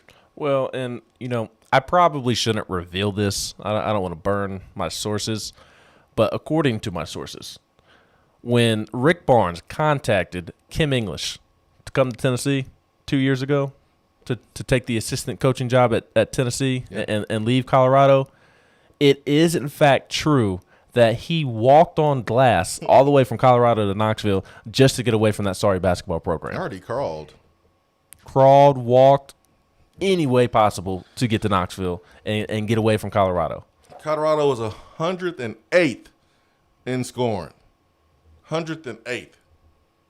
Good luck, Colorado. Good luck. And our mountains are better anyways. Yes. You have fake mountains. We have God's mountains. That fake snow y'all got in y'all's mountains, that's not even real snow. No. Did you know that there was over 100 pieces of litter on the Tennessee beautiful roadways? Join the Nobody Trashes Tennessee movement. NobodyTrashesTennessee.com. We take pride in Tennessee. We wear our TriStar logo on our hats, on our shirt. We love our beautiful state. We take pride in it. Got the Smoky Mountains. Nashville's beautiful. Knoxville's beautiful. Memphis is beautiful. We take pride in our state. Well, if we take pride in it so much, let's keep it beautiful. Let's stop the littering. Hey, even if you didn't do it, pick something up if you see it. Take pride in your state. It's Tennessee. Nobody trashes Tennessee.com. Join the movement. Keep Tennessee beautiful. 865-255-03. Let me check out the text box this morning.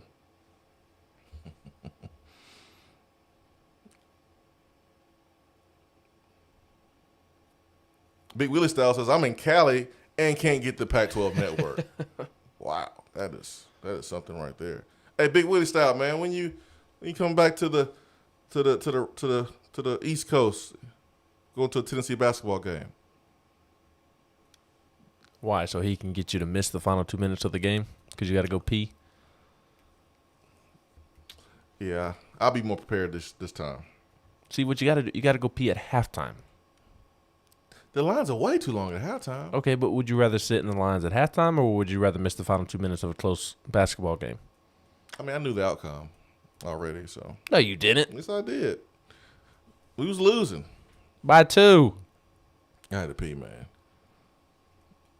That's why they have technology. You can go back and rewind it. Well, as big as those cups are that the beers come in, you just could have used that. Man, I know. I thought about it, but I didn't want to get arrested for indecent exposure. And I didn't want to make anybody jealous. Volville says, Tennessee Prime was really great idea. Thank you for that. Appreciate that, Volville. Man, we will be back next year. So we will? Absolutely. You didn't hear the news? No. I'm telling you the news. Tennessee Prime will be back next year.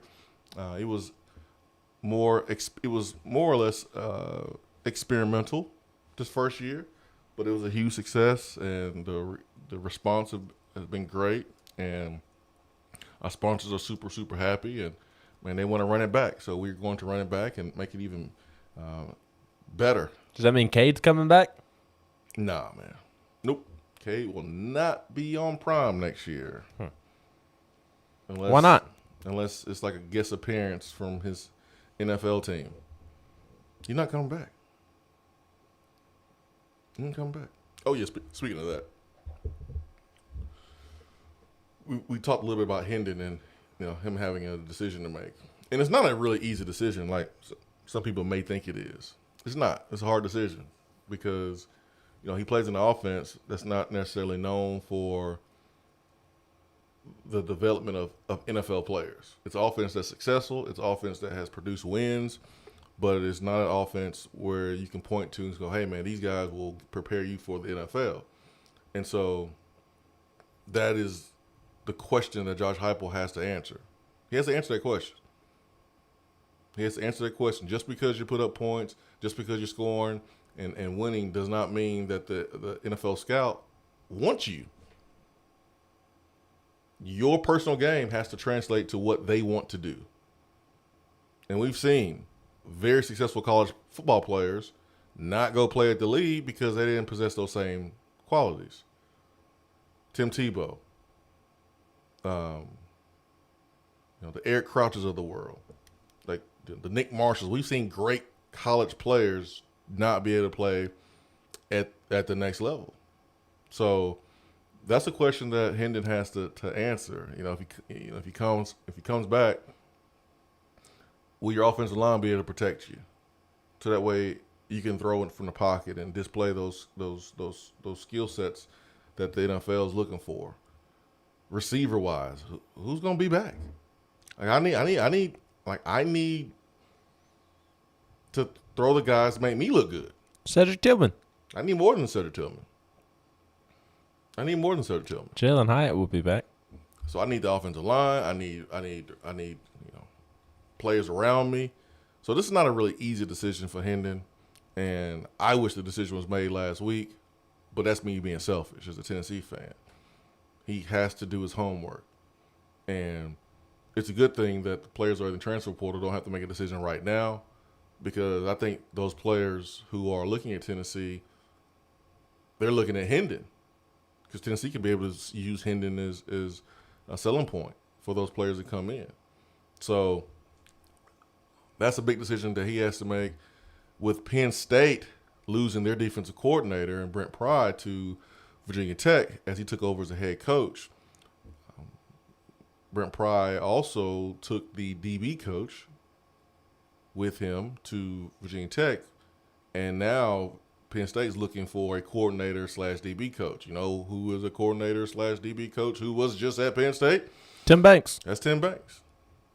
So Tim Banks' name has been floated with the Duke head coaching job, and now that there's a vacancy there at Penn State, what does Tim Banks do if Penn State comes after him and they put on the full court press? Like, what's going to happen there? So that's just something to keep an eye on and to monitor.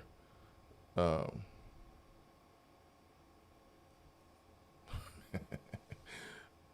man. Fake Tony Basilio says Tennessee Prime was his idea. Oh man, it's hilarious. Evil says we need Coop on every show. Yeah, Cooper's great. Tremel from chat says Sam Bradford.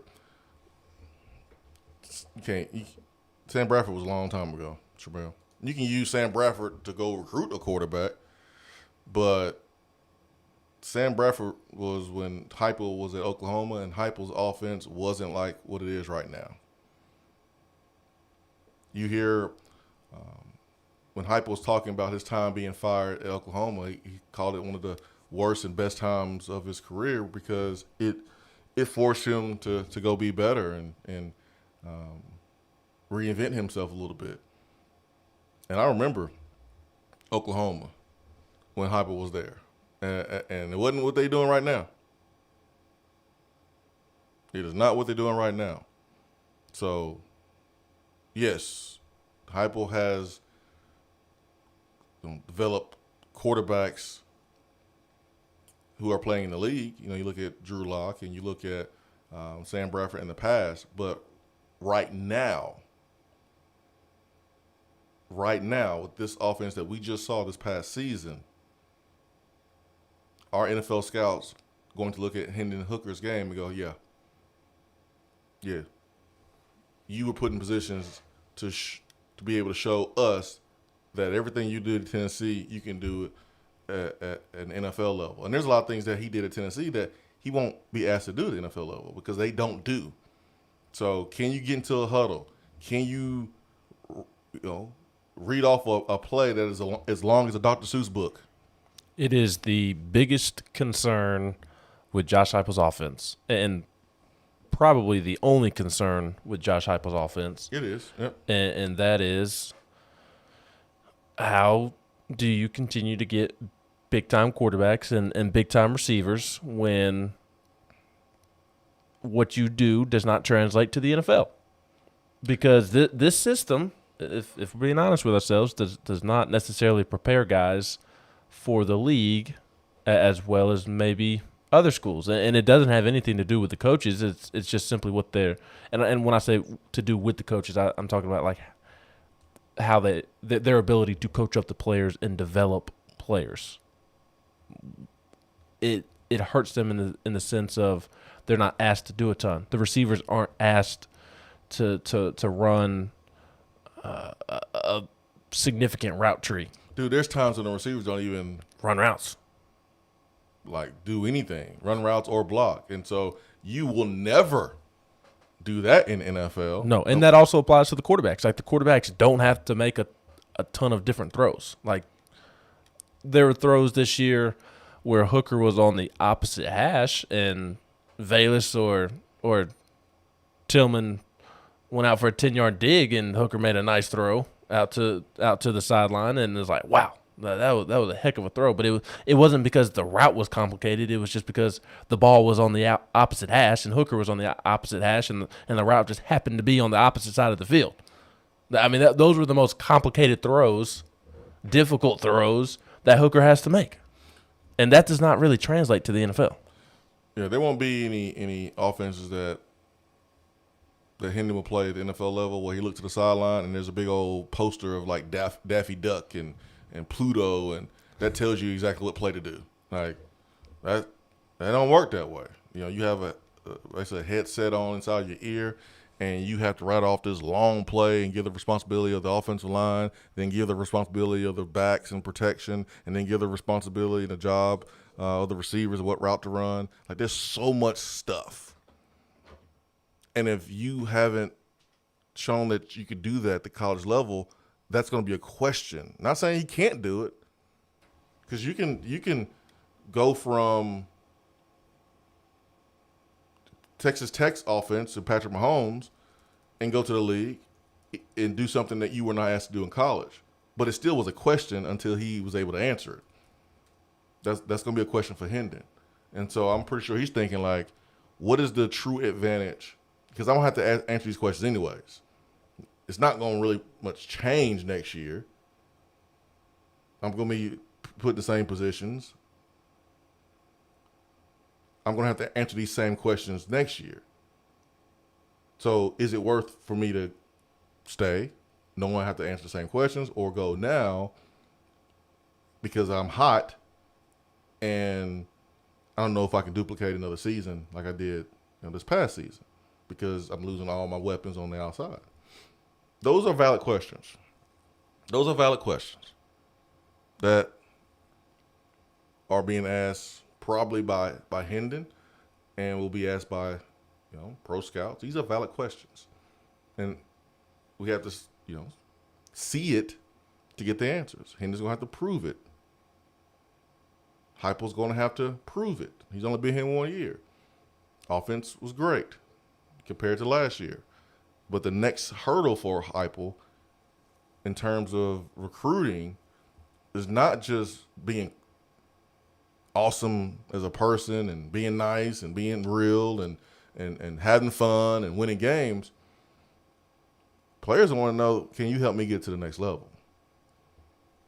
And that's the other side of recruiting that's so difficult in this conference if you want to have long-term success on the recruiting trail. Let's get to Tremel. Tremel, good morning. What up, brothers? How y'all doing? What's up? Yeah, so that's a crazy coincidence. The Sam Bradford thing that I was talking about. We were talking about a quarterback that was great in college and then didn't really do much in the league is what we were talking about and why I said Sam Bradford. I forgot Heupel was even there at the time. That's crazy. Yeah, he coached Sam Bradford up there at Oklahoma. It was a totally different offense than it is now. Right, but I'm saying I wouldn't when I said Sam Bradford, I was talking about when you were saying that a quarterback that was great in college don't translate to the NFL, and I was just speaking on Sam Bradford, and the crazy coincidence is that Heupel was there at the time too. Gotcha. But anyway, man, with this offense, I mean, I guess the only position that wouldn't be able to translate is quarterback. I mean, receivers are still running routes, and running backs are still finding holes, and linemen are blocking. No, Tremel, every position got to answer that question. I understand that. I mean, that's not what I'm saying. But I'm saying the easier translation to the league. When you say quarterback playing in this type system will be even greater than the other positions that's on offense. I mean, I know there's questions to be asked, I mean, quarterback quarterback is going to be superior to all of them, no doubt about it. But every position in Heupel's offense will be under the microscope, and questions will be asked. Can you do what you did at college at the NFL? Because, we were able to capitalize on offense because we got defenses tired. So, Cedric Tillman, who had a great year, don't get me wrong, it was awesome. That one touchdown against Alabama, that was because of the tempo. How many battles can you win like that when you break in the huddle and you trotting up to the line of scrimmage and there's about 15 seconds on the play clock and you're not relying on tempo and the fatigue of the guy across from you? It's about you just winning the battle. That's what it's more like at the next level. Same thing with the offensive line.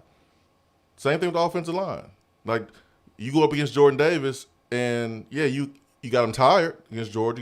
You got him tired and that was a big part of neutralizing him.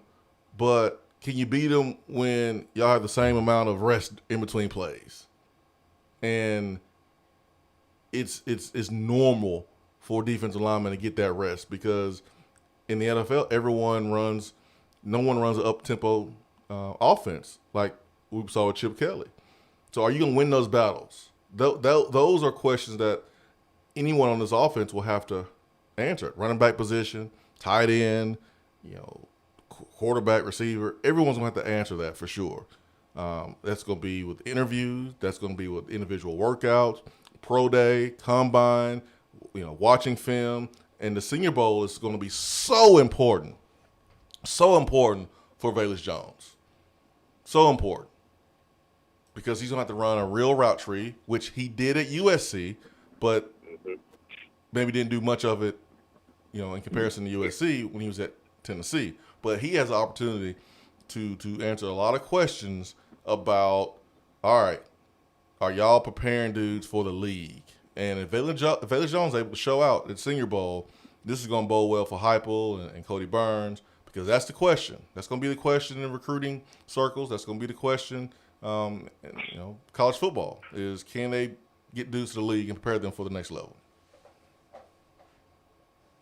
Okay. So with the route tree with the receivers, are they not running? I know they're not running all the routes, but they're running a good bit of them. Would you say, like maybe? That's what, nine routes in the tree, right? They're not running NFL route tree from my perspective. I know.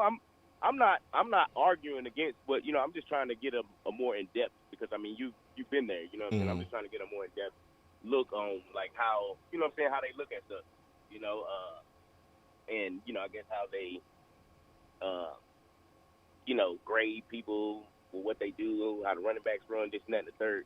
Just trying to get a little in depth of how the the scouts are kind of what, because I'm sure it's completely different when you went through it. You know what I'm saying? The league has changed a little bit. Well, a lot actually. It changes every day. So I don't know. But I got the answer for you, because I know what you're asking. You can not run a bunch of dig routes in college because maybe it's not in your offense, or a bunch of comeback routes because it's not in your offense, not what you do. But NFL scouts could say, you know what, we think he can do it here. We think we can teach him and he'll be okay. And this is what you have. So it's about- And this is what you have to show them. You have to show them great change of direction, because if you show great change of direction and you change, you show them that you have the top end speed to separate. You show them that you have the ability to separate with your agility, and you catch the ball with your hands, and you have great ball skills. NFL receiver coaches will say, I'll take that and I'll have him running everything. That's how they look at that. That's how they looked at DK Metcalf. DK Metcalf couldn't stop, but they said, the dude's six. Yeah, he's 6'3", 6'4", 230, and the boy can run. And we gonna teach him. We gonna teach him how to be a better receiver. And so, if you can't stop, like if you can run straight in a straight line, but you can't stop, and you play in this offense, and you have 500 yards off of slant routes and go routes, and it's all scheme, but you can't stop, you're gonna have a problem. You're gonna have a problem in the next level. You're gonna have a problem in the evaluation phase, because it is about stopping and starting. It is about being able to get out of your cuts fast. That's how you create separation at the next level. You have to have agility. You cannot not have it and go to the league at wide receiver. It is not possible. Right. Unless you want to be Randy and Moss. You get one person, and I guess it all boils down to getting just that one organization to like you, right?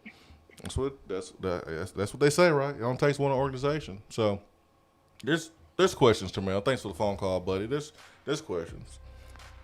And please don't take this conversation as, man, they're crapping on the offense. Already happened. They're crapping on the offense.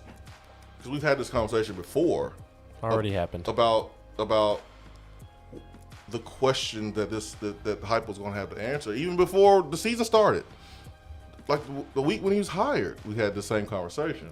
And we're gonna have it now. This is what Tennessee is going to be negative recruited on now. So it was sanctions. Oh, they're gonna get hit. Oh, why you want to go there, man? They irrelevant. We're winning. You won some games. You're showing some development.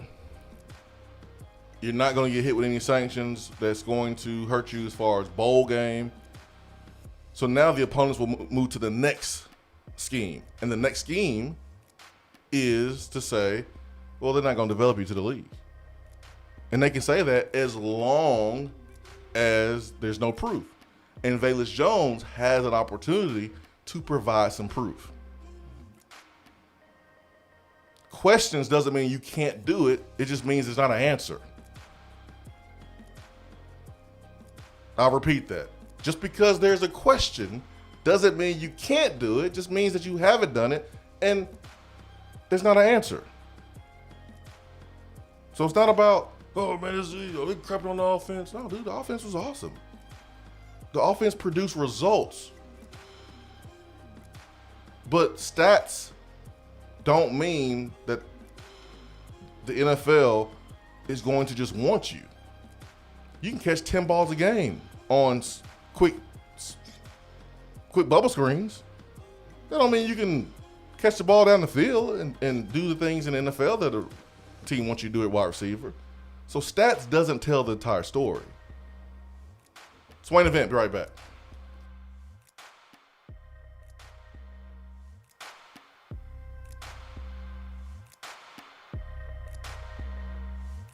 For what is coming up on the Swain Event.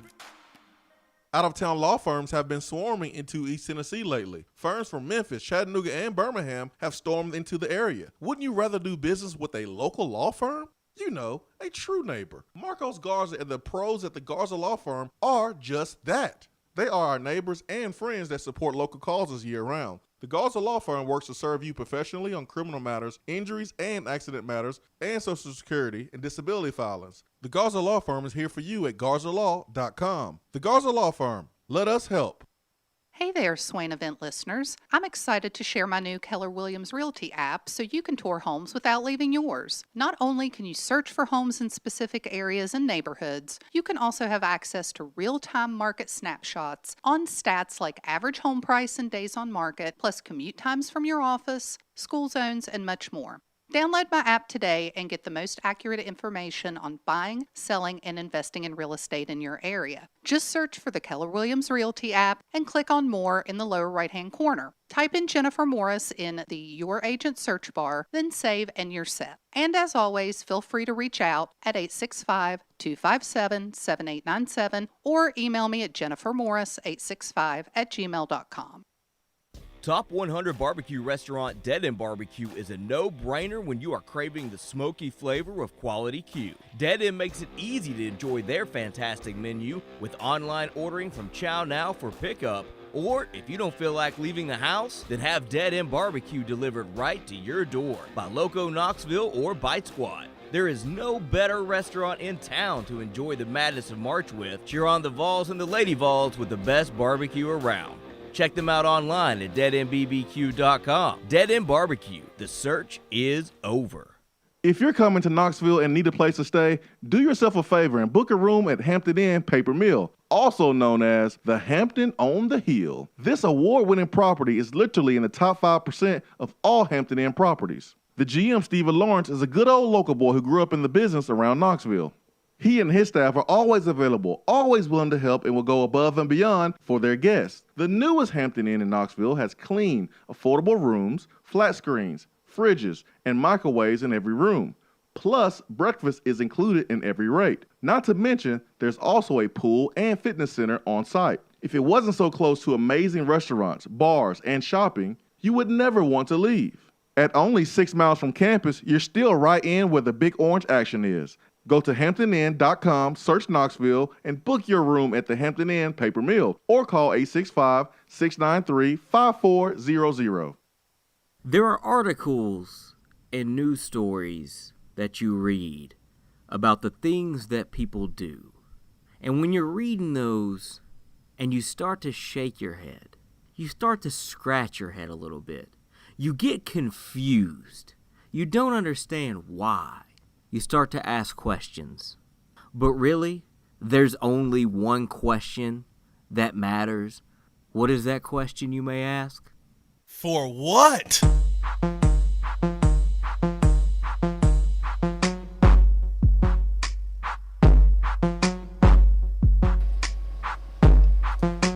All right, it's time for what here in the program. Ben McKee, Jason Swain, and Ben, I know you have a good one. Yes. Obviously, Antonio Brown gets it for what? But we talked about him earlier in the show, so I will not mention him again. The Oklahoma City Thunder, they get it for what? How do you lose to a team by 73 points? And that team didn't even have their best player. John Morant did not play last night. And you lose by 73 points? You are a professional basketball team? Yeah, you got to change your name if you're the Thunder. You got to be like Sprinkles. Would Tennessee have lost by 73 if they played the Grizzlies last night? I honestly don't think that they would have. Not by 73. Not by 73. Probably by 40. Yeah, 40, 50, 60. Not by 73. Not 73. Not by 73. No. But I want to ask you if this gets a for what today. And that is the Arkansas Pine Bluff head coach calling a timeout on Wednesday night to make his players run baseline to baseline in the middle of a game against Iowa State. Does the Arkansas Pine Bluff head coach get a for what for doing this? Making his players run baseline to baseline during a timeout against Iowa State. I mean, to me, he gets an attaboy. But I understand why some folks are like, man, don't show the players up right there. I mean, it's not like he showed up one player and, called him out of his name and embarrassed one player in front of everybody. I mean, it was a team. And I didn't have a problem with it. I actually liked it. I didn't think it was egregious like Twitter was, like some on Twitter were making it out to be. But I thought it was both funny, and I also had the serious thought of, okay, maybe you make them do this at practice and not during the game. But I'm not over here like trying to make the coach seem like the worst person on the planet. Yeah. I mean, it was just one little gasser. I thought it was funny. It wasn't even that bad. Look, there's been times in the past where I've wanted to see Tennessee players run gassers in the middle of a game. Football too. Yeah, for sure, man. There's been football players that I'd love to see roll all the way from one end zone to the other end zone during the game. Yeah. So there were several players on the sideline laughing when they were losing to Vandy a couple years ago that I would have loved to have seen run in the middle of that game. I know. Oh man, Walkman says, "Good grief, guys! Please hush." WTH, we are in the middle of recruiting, and you experts are saying Hyper's offense won't prepare our guys to the next level. Walkman, that's not what we did. I need you to listen. There's questions. There's a question that Josh Heupel has to answer. I did not say that the offense won't do it. I said he has to prove that he can do it. He's only been here 1 year. Mr. Waltman, reason why we are saying this because I think we have a little bit of an understanding of what other schools are saying to recruits to negative recruit them. I think we would know. That's the next thing that Heupel has to get over. He has to be able to show that. This is not a secret, Waltman. It's not a secret. So when we're talking about Hendon's decision, these are things that factor into Hendon's decision.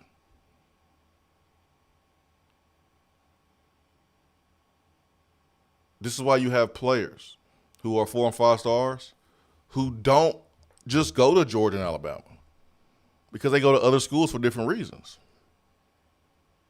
They go to other schools because the development may be better. Their playing time may be easier to get. Everyone has different reasons for why they pick schools. This was a question the first day he was hired.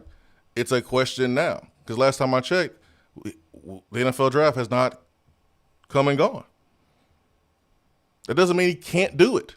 That just means it's a question, Waltman. See how that works? So we will be lying if we said he can or can't right now. It would be a lie. If we said, man, why would you not want to play in this offense because you're going to be developed to play at the next level? That would be a lie. Because there's not enough evidence to prove that. And that's just being fair.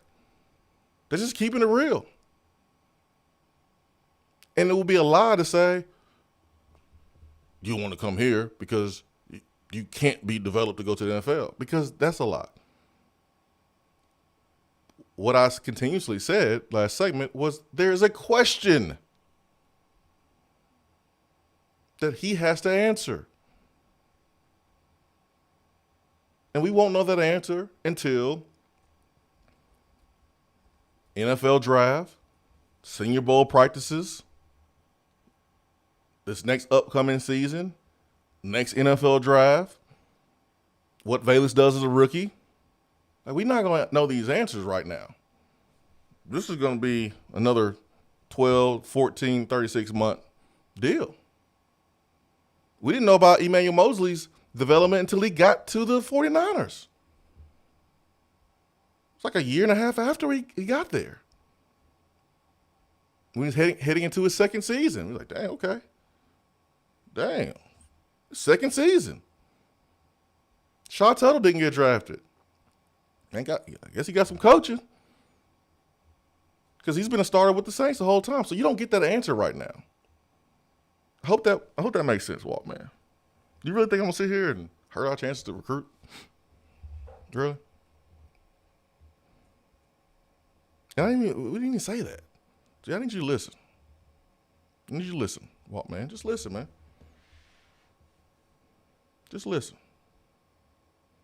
865-255-03. Look into Turkey Man. Turkey Man, good morning. Good morning, individuals. Good morning. Great weekend. Man, I hope you do too.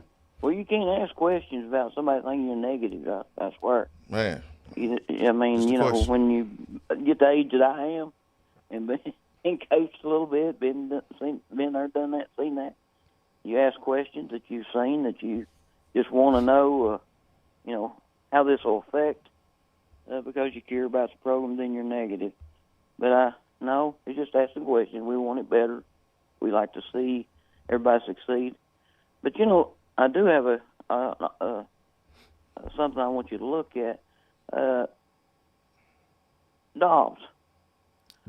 How well was he prepared, and how would you rate him? We just have 1 year to look at Hendon, but how would you rate his play with Dobbs' play, and how is it affecting Dobbs in the NFL now? Of course, I know a lot of the answers, but I want you to compare the two on that regard as far as that goes. And you was talking about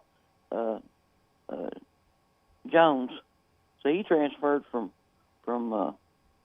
USC. Mm-hmm. Well, he had some good coaching out there, I'm sure. Yeah, they ran a pro spread. Yeah, exactly. So, but a good example of some of what we run, I guess, maybe not fast up tempo as it is, but is Joanne Jennings.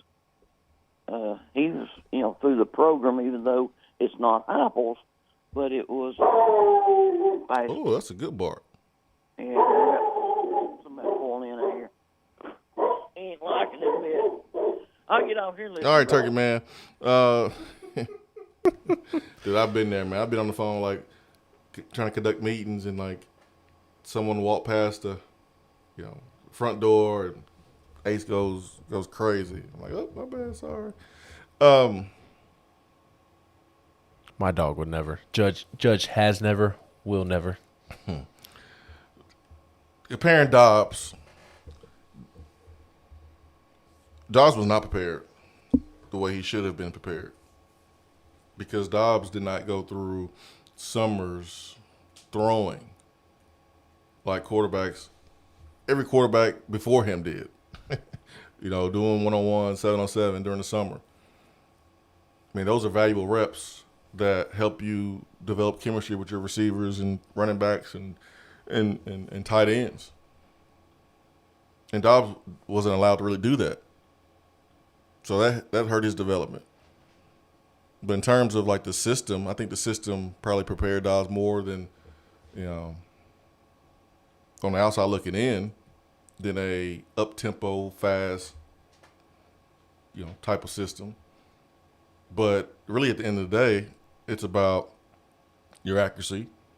It's about an understanding of what you're seeing and being able to read the progressions and go through them quick and being a leader and all those good things. And, Hendon certainly do that. But he's going to answer, here's the word again, questions about, all right, what the success of the offense, was it more the coach or was it more you? He's going to answer those questions. And we know the production went up when he was in there. We know the production went up. So we know that he was a big factor, but you have to think like an NFL GM. You have to think like an NFL scout. Like, Cliff Kingsbury was like, all right, man, we're going to tailor a lot to what you do well, Kyler Murray. But Kyler Murray was the first overall pick. They're not doing that with Hendon. Not yet. Not yet. So every player that enters the league, they're looking for reasons not to draft you. You ever look at a NFL profile on a player that's always more negative than positive?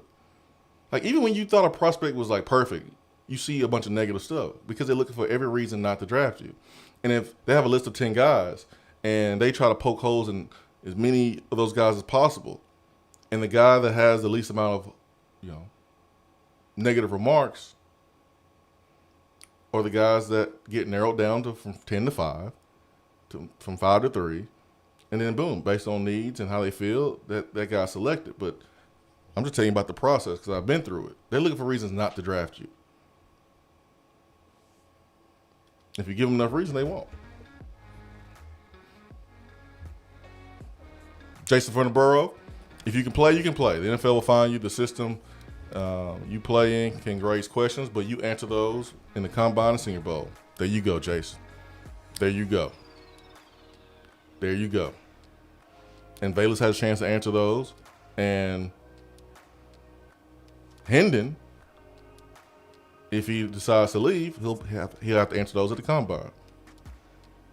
And maybe if he leaves, he'll still have a chance to go to Senior Bowl. I don't know. But, Jason, you nailed it. Perfectly said, Jason. That's right. If you can play, they will find you.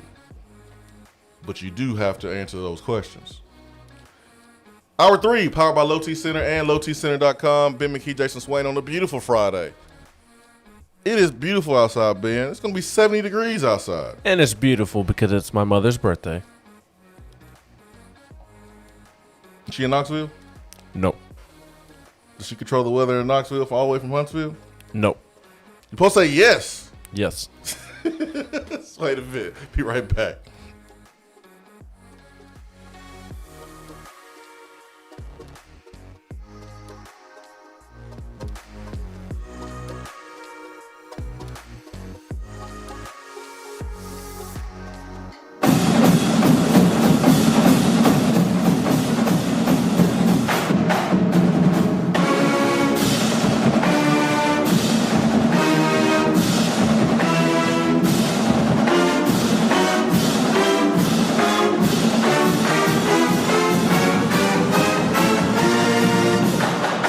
Hour 3 of the Swain Event is brought to you by the Low T Center and lowtcenter.com. Do you know your numbers? Feel like you again. Let us help.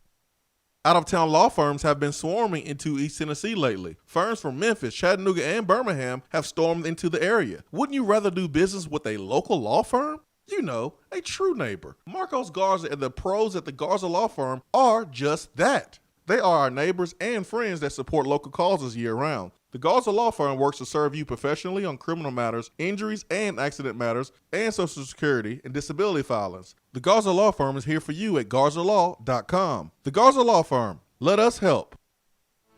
Hey, it's Men's Health Month.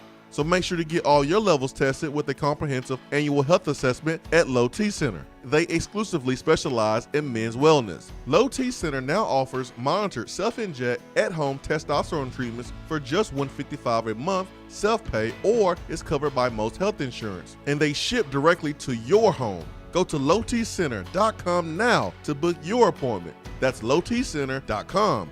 Low T Center, reinventing men's healthcare. Fellas, when it's time to freshen up that wardrobe, there's only one play to make, and that's to go see my friends at Mark Nelson Denim in downtown Knoxville. Find the latest in small batch denim in the heart of Knoxville. Denim isn't all they do though. Mark Nelson also does custom suiting and blazers. Let your personal style shine with Mark Nelson. If you don't have time to go shopping for yourself but still want that fresh look, then sign up for the NN Society. Let the experts handle the shopping and get $300 worth of merchandise for just $150 every other month. That's 6 times per year to keep you looking styling every day. Let Mark Nelson Denim help you be the best you, because when you look good, you feel good. Go to marknelsondenim.com. At Iris Networks, we know that business communication solutions are critical to your success. Since 1998, we've been helping businesses in East Tennessee by providing reliable and affordable high-speed fiber internet and voice solutions. That's why Iris Networks is your Tennessee communications partner. With internet speeds up to 100 gigs and work-from-anywhere solutions like mobile apps, video conferencing, and file sharing, we make sure you can stay connected to your customers and great communities we live and work in. Iris Networks, because just like you, Tennessee is our home. Hour 3 of the Swain event is brought to you by the Low T Center and lowtcenter.com. Do you know your numbers? Feel like you again. Let us help.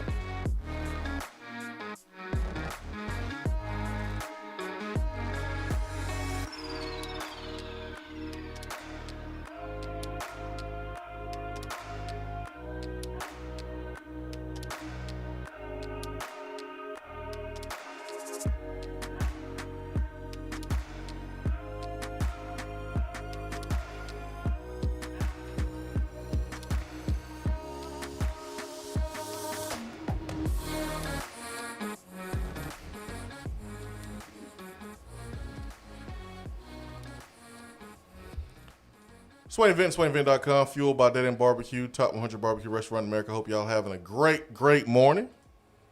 Because, man, we are having a good time here on the Swain Event. Big thanks to everyone listening this morning. Thanks for the phone call, Turkey Man and Chamel. And he had a good message here on the text box. It was from Pizza Mon. That said, Turkey Man's dog got excited when Turkey Man said Dobbs. Maybe Turkey Man named his dog Dobbs. We didn't think about that. Maybe. Yeah. Pizza Mom says, beautiful sunny day in southern Ohio as well. Let's get this Friday.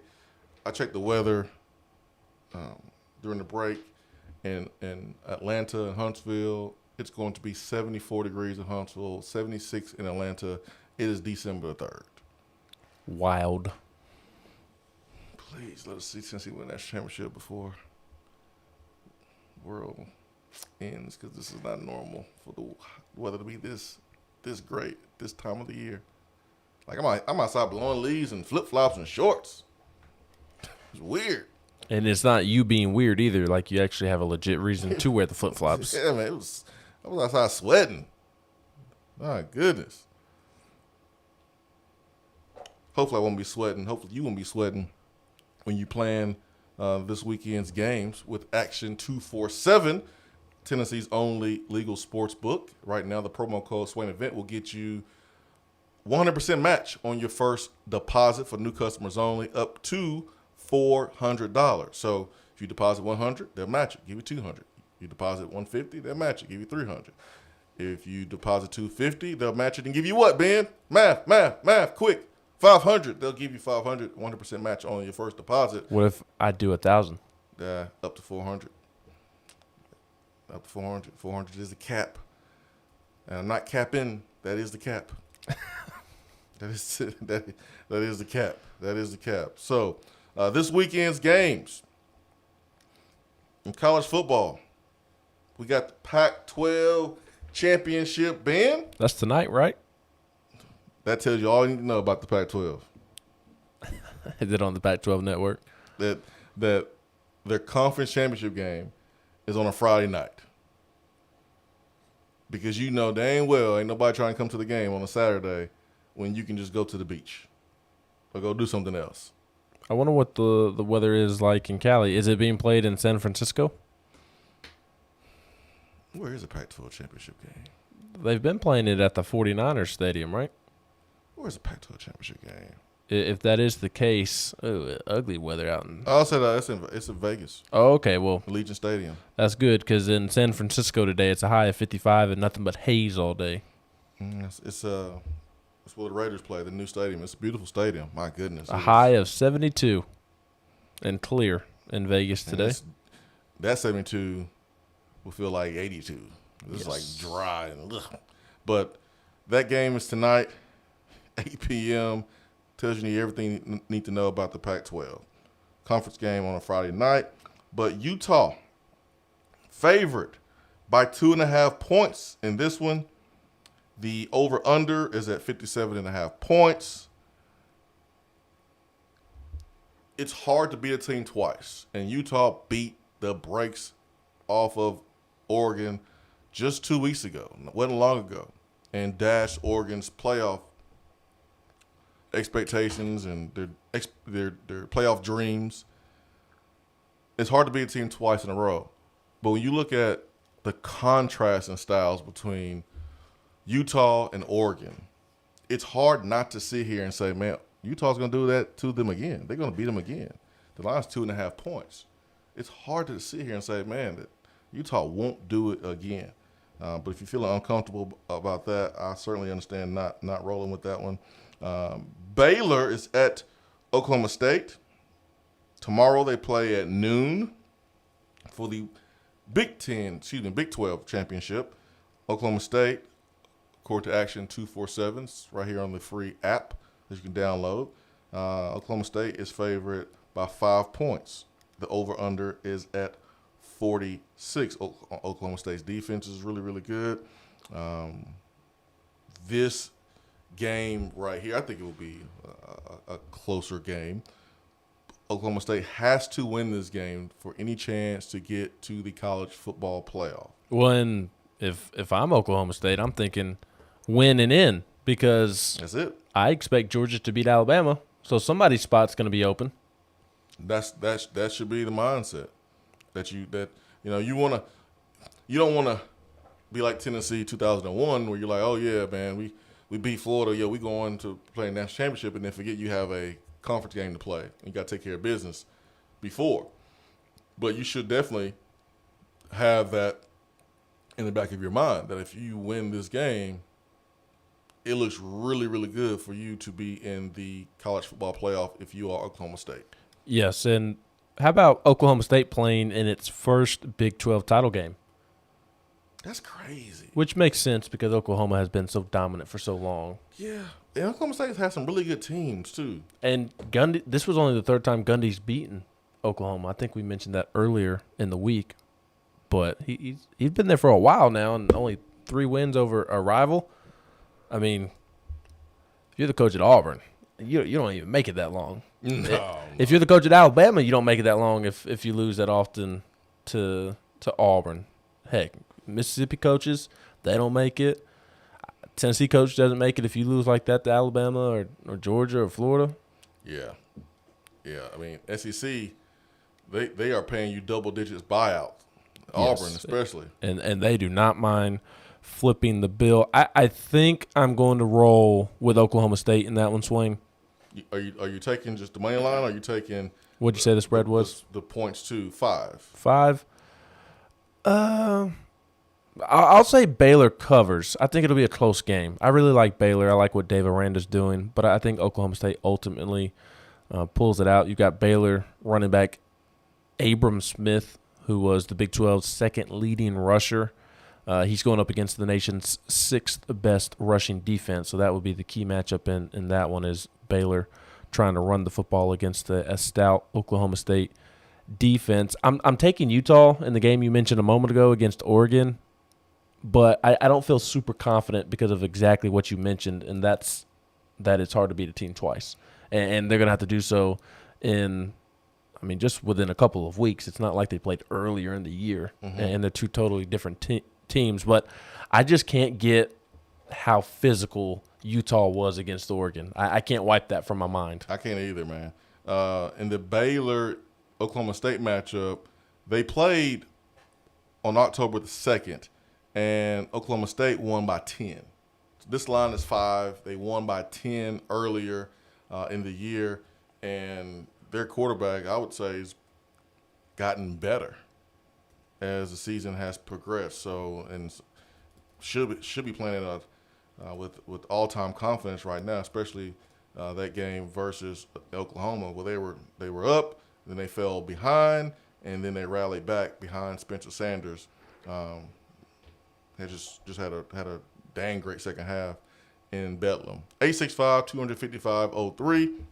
Moving right along, looking at conference championships in terms of your betting needs. Now, Bama's is a 7.5-point underdog. This thing has went up a little bit. I would take Bama to cover. I think this is going to be a closer game than what people expect. But I'm going to take Georgia to cover. The line's at 49. Bama's offensive front is just getting beat up right now. And now they're about to go up against the best defensive front in football. They lack running back depth right now. Their running backs are really banged up. Bama is. I love Bryce Young. I think he's terrific, but it doesn't matter how terrific he is when he doesn't have time to do anything, and that was the problem against Auburn. So, I don't know. I said this earlier in the week. It would be the most Nick Saban thing ever to just come out and just beat Georgia. It would be the most Nick Saban thing ever. And I feel like every time I bet against Alabama like I'm doing this weekend, it comes back to bite me in the butt. But I have to. That Georgia defensive front is dominant, and Alabama's offensive front hasn't shown much. I think Georgia will win about 10, 13 points. Score a touchdown late to make it look worse. 49-point over-under. I don't know if I see this thing getting over 49 points. Houston at Cincinnati. Cincinnati's favored by 10.5 points. The over-under is at 52. Cincinnati, for the first time in a couple of weeks, is playing a ranked opponent. Houston is ranked. Houston is more than capable of beating Cincinnati. I watched Cincinnati play against East Carolina, and they was playing around. They was playing around a little bit late, and East Carolina kind of made it interesting until late in that game, and Cincinnati was able to kind of break away. But I like Houston to cover in this one at 10.5 points. I think Cincinnati will win and go ahead and make their case in the college football playoff. But I feel like Houston will cover in this one. Iowa, Michigan in the Big Ten title game. Michigan's favored by 10.5 points. That is a big old margin when you play against an Iowa defense that is really, really good, fundamentally sound. They turn you over. They're one of the best teams in the country at generating turnovers.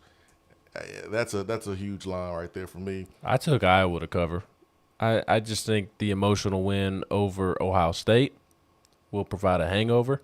I know it's the Big Ten title game, so you would think that they'd be able to snap and clear and move on. But that was just such an emotional win, and I bet those players truly didn't shift focus until like Tuesday, maybe Wednesday. I mean, how could you? I mean, that you're the talk of the town. You finally got the job done. I mean, how could that feeling not wear off until Tuesday, maybe early Wednesday? It would be hard for me to – like if Tennessee were to finally beat Bama, and I know I'm not a player, but that feeling wouldn't wear off until like Wednesday or Thursday. I'd still be excited for that long after the game. Yeah, I understand. And then so much on the line, I could see them kind of being tight a little bit. I think Michigan wins. Iowa has some issues, but Iowa is a tough physical football team that will punch you in the mouth if you're not ready. Yeah, Iowa is tough for them to generate any type of passing offense, which is why I think this line is the way it is, because they just lack explosion offensively, and I think Michigan coming off that damn win against Ohio State Now, granted, Ohio State's terrible at stopping the run, one of the worst run defenses in the country, and that's why Michigan was able to run the ball all over them. They won't be able to do that against Iowa this weekend, but I think the line is the way it is because of the lack of explosion from Iowa's offense. How about Pitt-Wake, man? I like Pitt in this one. They are favored by 3 in the ACC championship game. I like Pitt. I like Kenny Pickett, what they're doing. I don't like how Wake finished against Clemson, and I don't like how Wake, played the North Carolina game, even though they put up points. It was a tight game. But I like Pitt in this one. And USC and Cal is playing. Huh? I know. Is Lincoln Riley coaching? No. Every time I see Pitt now, I can't help but think that if Hendon had started, would Tennessee win that game? Ooh, I gotta bring something up. I'm glad you mentioned. I've already started the what if game with that Pitt game. It's not even truly the off season, and I've begun to think, man, if Hendon had played, I mean, would Tennessee have gotten out to an even bigger lead and been able to seal that? I think so. Yeah, you never know. I want to bring this up, which has nothing to do with what we're talking about, but you brought up Lincoln Riley, and this has something to do with Lincoln Riley because Barry Switzer, Hall of Fame coach, won a Super Bowl there with the Cowboys, just unbelievable coach there with the Sooners. He tweeted this on Wednesday, and it's a picture of Bob Stoops out recruiting. And he says, Bob Stoops last night at Chili's in Broken Arrow recruiting for OU. Today he was in Lubbock, Texas. People laugh for some reason, but they'll give anything to have a Hall of Fame coach so dedicated and loyal to the university that he will stop everything going on in his life for a second to go balls to the wall for them. Bob Stoops isn't doing this for money. He's made plenty of it. He's doing it because he loves the University of Oklahoma. Bob Stoops exemplifies what is to be loyal and dedicated to something you love. Sooner Nation loves you, Coach Stoops. And I agree with Barry Switzer. Oklahoma's lucky to have someone like that when the wheels fall off, coach leaves, in this day and age, recruiting class kind of falling apart, that you have someone like Bob Stoops that can fill in. There's no doubt about it. Oklahoma's fortunate. But at the same time, how effective will he be? Truly, how effective will he be recruiting for a program that he's not going to be coaching next year? Yeah, more than likely. If I were a recruit and Bob Stoops was in my living room, I think it would be really cool to have Bob Stoops in my living room. It's freaking Bob Stoops, the head coach at Oklahoma. Mm-hmm. That would be really cool. And I would really appreciate that, but if you remember who he was, yeah. Surely the kids that are signing in 2 weeks in February, surely they are aware of Bob Stoops. He didn't retire that long ago. These players who are seniors this year, my friend, they were in middle school when Bob Stoops stepped down to Oklahoma. That was in 2016. Yeah, maybe so.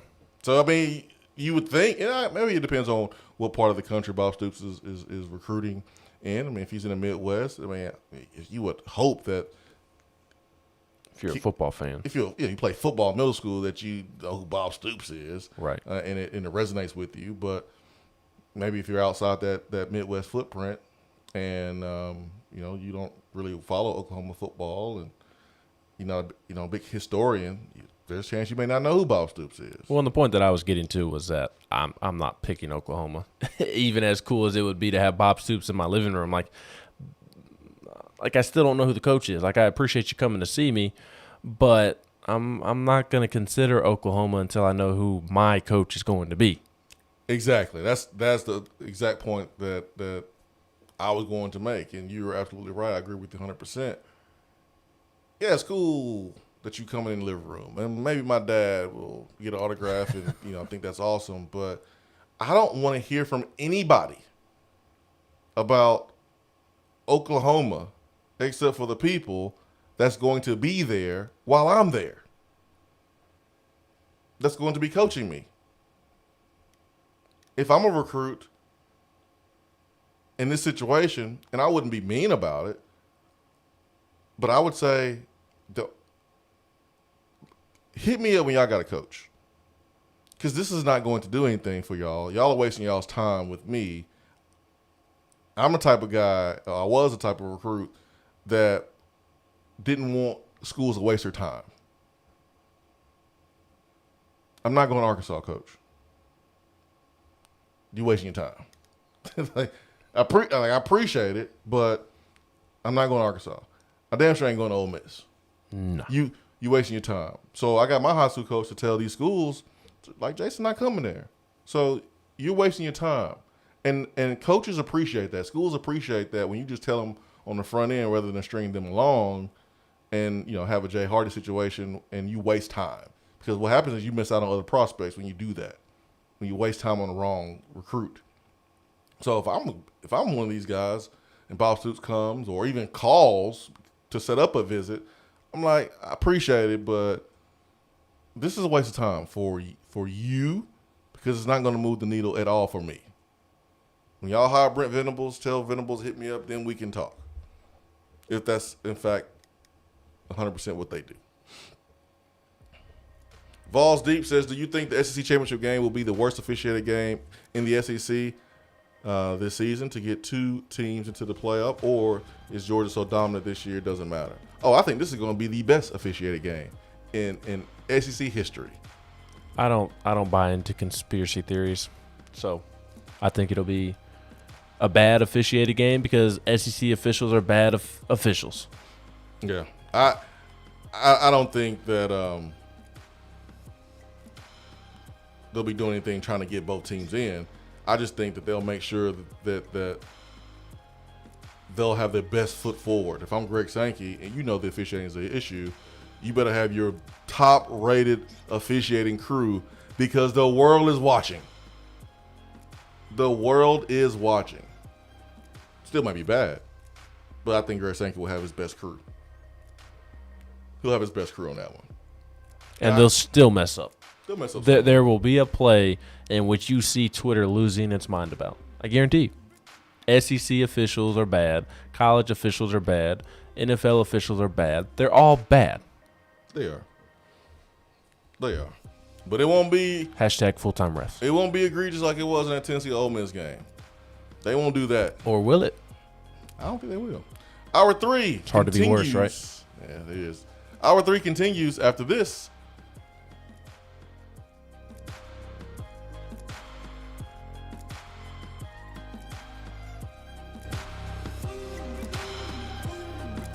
I'm Vince Moore, wide receiver, VFL 1991, and you're listening to the Swain Event. If you're coming to Knoxville and need a place to stay, do yourself a favor and book a room at Hampton Inn Paper Mill, also known as the Hampton on the Hill. This award-winning property is literally in the top 5% of all Hampton Inn properties. The GM, Stephen Lawrence, is a good old local boy who grew up in the business around Knoxville. He and his staff are always available, always willing to help, and will go above and beyond for their guests. The newest Hampton Inn in Knoxville has clean, affordable rooms, flat screens, fridges, and microwaves in every room. Plus, breakfast is included in every rate. Not to mention, there's also a pool and fitness center on site. If it wasn't so close to amazing restaurants, bars, and shopping, you would never want to leave. At only 6 miles from campus, you're still right in where the big orange action is. Go to HamptonInn.com, search Knoxville, and book your room at the Hampton Inn Paper Mill or call 865-693-5400. We're here with Dr. Michael Carlson of Tennessee Regenerative Sports Medicine to discuss PRP, platelet-rich plasma. If you have orthopedic injuries such as shoulder pain, knee pain, Achilles tendonitis, or tennis elbow, you should give them a call. Good to be back, Jason. We specialize in non-surgical orthopedics, so we treat damaged tendons, ligaments, and joints, including rotator cuff injuries, knee injuries, and elbow and foot problems by using ultrasound-guided injections with PRP. And this form of treatment helps stimulate the body's own reparative process and assist in the healing of damaged tissue. Doc, what makes your training different than others? I've been practicing in Knoxville for over 26 years, and I'm certified in interventional regenerative orthopedic medicine through the American Academy of Orthopedic Medicine. They've been the leader in this form of treatment since 1983. I also teach this form of treatment on a national and international basis to other physicians, residents, and medical students. Here in our clinic, I'm the one doing the procedure, and we're using your own PRP, which are concentrated platelets, to treat your injury. So in other words, Jason, it comes from you and it goes back to you. So you know exactly what you're getting and know exactly the level of training involved. Do what the pros, college athletes, and I have done, and visit them online at trsportsmedicine.com. Tennessee Regenerative Sports Medicine, East Tennessee's leader in PRP therapy. Fellas, when it's time to freshen up that wardrobe, there's only one play to make, and that's to go see my friends at Mark Nelson Denim in downtown Knoxville. Find the latest in small batch denim in the heart of Knoxville. Denim isn't all they do, though. Mark Nelson also does custom suiting and blazers. Let your personal style shine with Mark Nelson. If you don't have time to go shopping for yourself, but still want that fresh look, then sign up for the NN Society. Let the experts handle the shopping and get $300 worth of merchandise for just $150 every other month. That's 6 times per year to keep you looking styling every day. Let Mark Nelson Denim help you be the best you, because when you look good, you feel good. Go to marknelsondenim.com. At Iris Networks, we know that business communication solutions are critical to your success. Since 1998, we've been helping businesses in East Tennessee by providing reliable and affordable high-speed fiber internet and voice solutions. That's why Iris Networks is your Tennessee communications partner. With internet speeds up to 100 gigs and work-from-anywhere solutions like mobile apps, video conferencing, and file sharing, we make sure you can stay connected to your customers and great communities we live and work in. Iris Networks, because just like you, Tennessee is our home.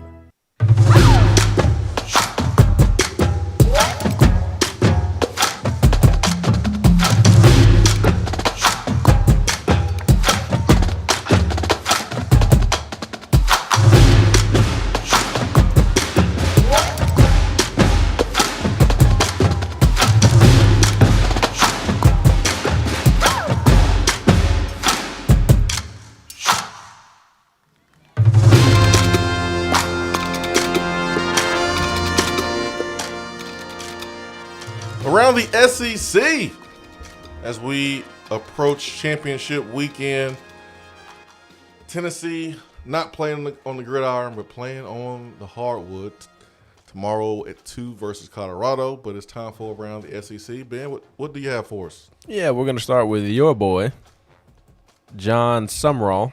Did I pronounce his last name correctly? Is that how you say his last name? Sumrall? Yep, John Sumrall. Let's go. Let's go. Who was the linebackers coach, the inside linebackers coach at Kentucky. He is headed down to South Alabama, where he will be the head coach of the Troy Trojans. Let's go. Let's go. Yes. Trojan Swain. That's right. Because John Sumrall and I played high school football together at Grissom. Played 2 years together. So played together at Grissom, played against each other when I was a freshman at Kentucky. At Tennessee versus Kentucky. So he played at Kentucky. And, man, so happy for him. He's one of the good dudes in the business. He's one of the good guys. He's a good guy. He should come to Knoxville then. That would be awesome, but hey. Maybe one day. After Josh Heupel takes the Oklahoma job. Missouri had 2 staff changes yesterday. According to Pete Thamel, Missouri is expected to promote Al Davis to defensive line coach. He'd served that role as an interim since early October when Missouri hired Brick Haley 4 games into the season, I believe it was. Biggest mistake with letting go of Brick. Yep. But Al Davis will be the new defensive line coach. According to the folks at Mizzou, it makes sense considering the improvement along the defensive line in the second half of the season. So we'll see how this is true. Missouri tight ends coach Casey Woods took the offensive coordinator job at SMU as well. Again? Casey Woods, the Missouri tight ends coach. Yes, sir. Casey Woods, my man. Casey Woods. Where's he going? SMU to be the offensive coordinator. Man, this is awesome, man. Casey, son of longtime SEC coach Sparky Woods, Casey was a player here at Tennessee as a wide receiver. Did he do anything? He's a walk-on. But he did a lot. He's super, super smart. And, you know, he was very important in that room, helping guys. He was actually an extension of Trooper Taylor. But, yeah, man, Casey Woods is he's a VFL, man. Why are you looking at me like that? Missouri defensive end Jatorian Hansford entered the transfer portal. He is out of the 2018 recruiting class and had 27 tackles during his time at Missouri, 4.5 tackles for a loss. So a lot going on there at Missouri. There's also a lot going on at Missouri on the basketball court last night as well. It was not a good night for Conzo as Missouri lost to Liberty 66-45. The halftime score was 35-14. And it was going to be 35-11 until the Liberty player fouled the Missouri player on a 3 at the buzzer, and it was a bad call. It should have been 35-11 at halftime. Missouri now 4-4 on the season. Mississippi State beat Lamar 75-60. I've got two more things for you before we hit the phone. Conzo in trouble. Yeah, Conzo's in trouble. There's an extra bowl game that has been added, according to The Athletic. The NCAA's Football Oversight Committee approved an additional bowl game yesterday afternoon. The game is expected to be broadcast by ESPN and played in Texas, and this is a result of there being too many bowl-eligible teams. Too many bowl-eligible teams this year in college football, so they had to add a bowl game. That makes perfect sense. Yeah. You know who wasn't bowl-eligible? The Vanderbilt Commodores. Last thing I've got for you, and this is really important. Florida edge rusher Lloyd Summerall, no relation to your guy, right? Is in the transfer portal. Again, Florida edge rusher Lloyd Summerall is in the NCAA transfer portal. No, you're not supposed to know that name, but you do know Lloyd Summerall's dad as the dad that dressed up in the Florida Gators gear during his recruiting process.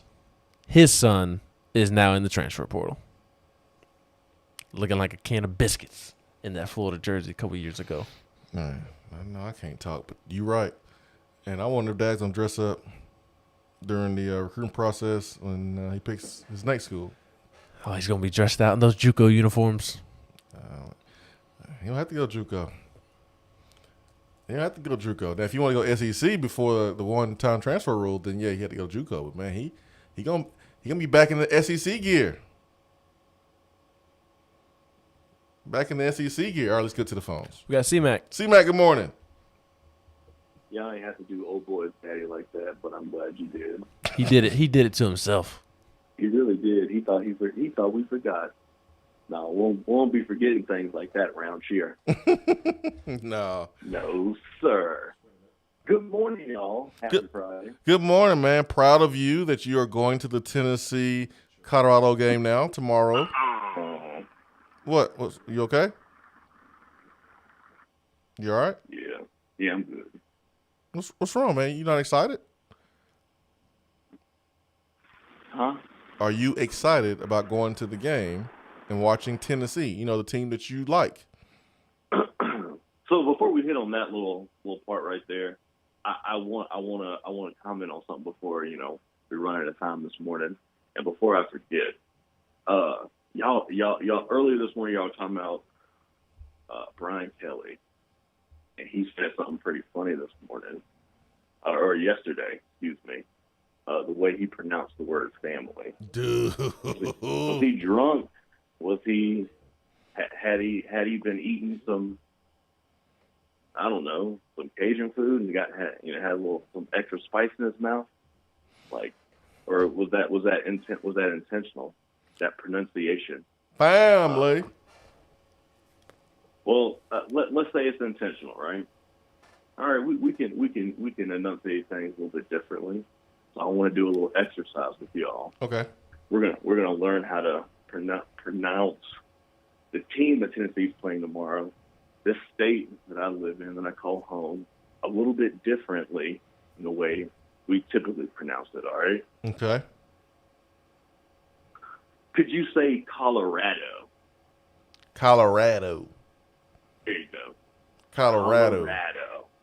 Colorado. Is that how you say it? It is. No. I'm rolling with Colorado. Rado. It's Rado. Rado. Rado. Prove it. That's how y'all say it over there? Rado.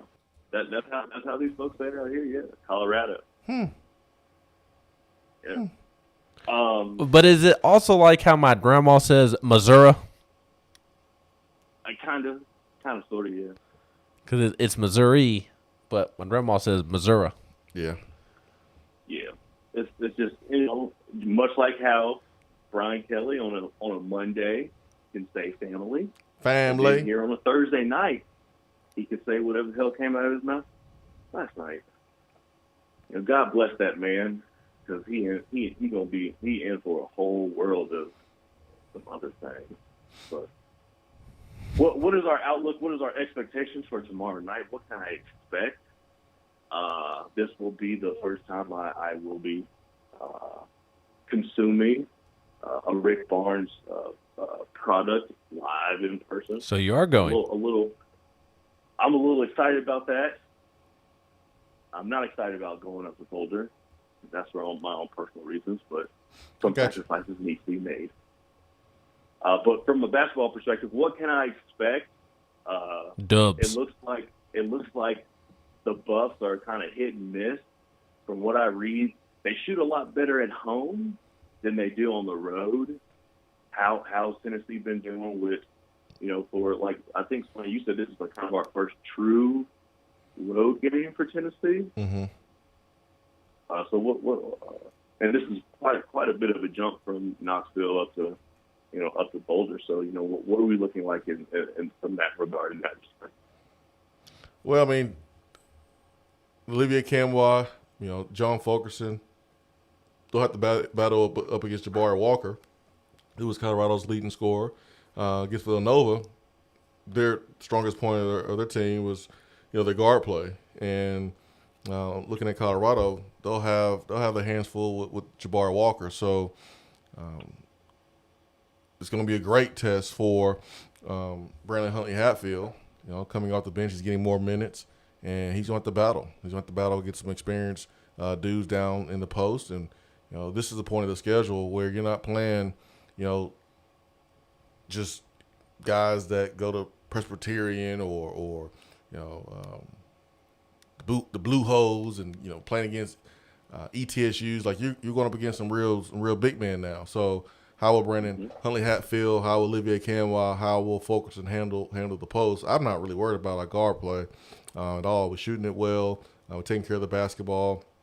I'm not worried, but if there was one slight concern, maybe it would be in the paint. We'll see how that plays out. I think we'll be all right though. That kid that you named, Jabari Walker, is that the kid who had like the streak of double doubles going on for CU? I'm not sure. Sure. Yeah, I'm not sure, but he's averaging a double double right now. I mean, slightly under. I mean, he's at 9.5 rebounds and right there, 15 points per game. So yeah, that may be him, man. He may be the guy you're talking about, the walking double double. All right, what happens first? And I'm gonna exit on this. Does this Walker kid from CU get 5 rebounds before the 7-footer gets 1? Hold on, no. I've got a question for you, C-Mac. Damn it. I'm sorry. Yes. Does Memphis basketball win a game before Uros grabs 5 rebounds? In one game or collectively? Collectively. Come on now. He already had 3 for the season. What you talking about? No, he had 4 against Presbyterian. Stop playing for real. I'm pretty sure. Yeah, he was like Dennis Rodman out there. How many rebounds is Ziegler have versus Presbyterian though? Shut up. What'd you say? No, quit avoiding my question. Does Memphis basketball win a game before Uros collects his next 5 rebounds. Oh, next time. So we're not going to include what he currently has now, right? Correct. He's already at 5.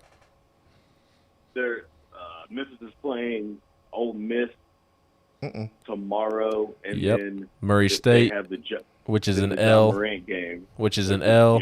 Then they play Alabama, which is an L. Then they play Tennessee, which is an L.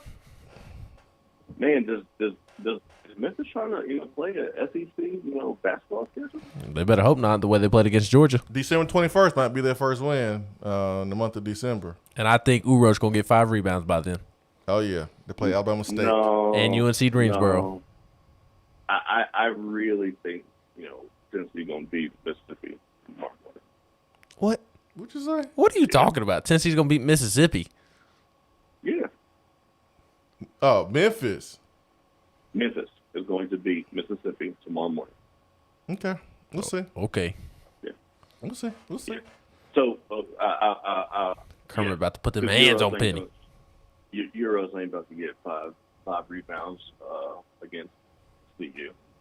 Hey man, y'all have a great weekend. Y'all be safe, be easy. I'll let y'all next week. You too, my friend. Enjoy the game. Enjoy watching the best team in the state of Tennessee play basketball. That's right. Who's next? Volstorm. Volstorm, what is up? Yeah, I got a test for you. What does it say about a man who will reluctantly drive 30 minutes to go watch Tennessee, but when I mentioned something about if Memphis played, he jumped on that real quick. Not a true Tennessee fan. He really just don't want to go to Boulder, and I mean, he may have personal reasons. He really does not want to go to Boulder. Well, he got an ex-girlfriend there? If he drives the speed limit with his lights on, he'd be fine. Well, it's middle of the day. He doesn't even have to worry about it. It's a 12 local tip. Guys, I got to stick up for my boy Stokes here. A Tennessee fan who's content with Georgia winning that SEC championship, they're not a real Tennessee fan. Ben? That's fine. I don't care. Kirby's already recruiting like he would if he won a national championship. You're happy with the stuff that Kirby has already done to the program. The fact that they will gain even more traction and more momentum. And due to the fact that, it can at least, because if they don't win it this year, they ain't going to win it. That's right. That's fine. I hate Alabama more. Shame on me for hating Alabama as much as I do. Not you to got mention, me. My bad. Not to mention how much it's going to screw up all of the bowl placement if Alabama doesn't get into the playoffs. Yeah, it's going to drop everybody like down Memphis? a notch. Are you advocating for Alabama to get into the playoffs? Do what? Are you advocating for Alabama to get into the playoffs right now? If it gets Tennessee a better bowl game, I'm all about strategy. Tennessee ain't going to Memphis. They're either going to the Music City or they're going to the Gator Bowl. Alabama winning or losing this weekend ain't going to have nothing to do with it. Remember we had that conversation about Memphis and Liberty Bowl, Ben? Mm-hmm. So Tennessee ain't going no damn Liberty Bowl. And then they finished 7-5. Mm-hmm. Which we knew they were going to do. But you don't know what it's going to be like if Alabama ends up in a regular bowl game. It's like taking nasty medicine. No. You just gotta close your eyes, you pinch your nose, and you say, all right, what is best for Tennessee? That's how I look at this. Exactly. Yep. That's how I look at it. It ain't about you. It ain't about your field, about how much you hate Alabama. Everybody hates Alabama. That's a given. But this weekend, like I said earlier in the show, Georgia winning actually helps Tennessee. How? Because it keeps Alabama out of the playoffs. So? What do you mean, so? How does that help Tennessee? If Georgia wins the championship, Georgia's gonna win the championship. It'd be easier for them to win that championship. Because from a personnel standpoint, there was only 2 teams that had a chance to beat Georgia, and that was Ohio State and Alabama. We agreed to that. So Oklahoma State's not in there. Ohio State. Yes, excuse me. Ohio State's not in there anymore.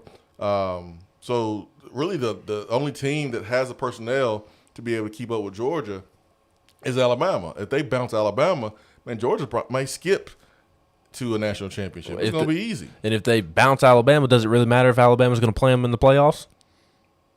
If Alabama beats them, then if they can beat them once, they can beat them twice. Yeah. But if they bounce them the first time, they ain't going to automatically turn it around and flip the switch and then turn around and bounce Georgia. But if Alabama loses, they ain't going to have a chance to play them. If Alabama loses, they're not going. They're not going. I'm aware of that. I'm saying Your point is stupid. no, it's not. Yes, it is. No, it's not. If Alabama loses, they're not going to play Georgia again. Alabama not making the playoffs is better for Tennessee. No, it's not. Yes, it is.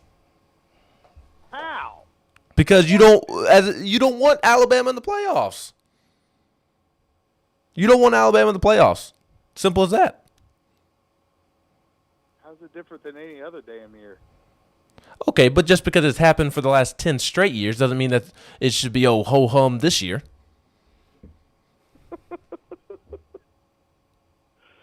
Good Lord, you're full of stupid today. Guys, before I go, It's Friday. We all full of it. Swain, I was glad to hear about your boys Summerall getting the job down there. But honestly, who wants to hear from a washed-up player from Grissom? See you, boys. Oh, man. That was a good one. I asked Ben when he came in, I was like, do y'all have any players from Buckhorn who are D1 coaches? And then before he even answered, I was like, yeah, but y'all got a World Series champion and, player on Titans. So I'll fall back. But still a good day for Grissom High School and the community of South Huntsville. John Summerall, his family, just amazing. Amazing people. It was never a question that Summerall was going to be a coach. Never a question. All right, let's get to Vol in Birmingham.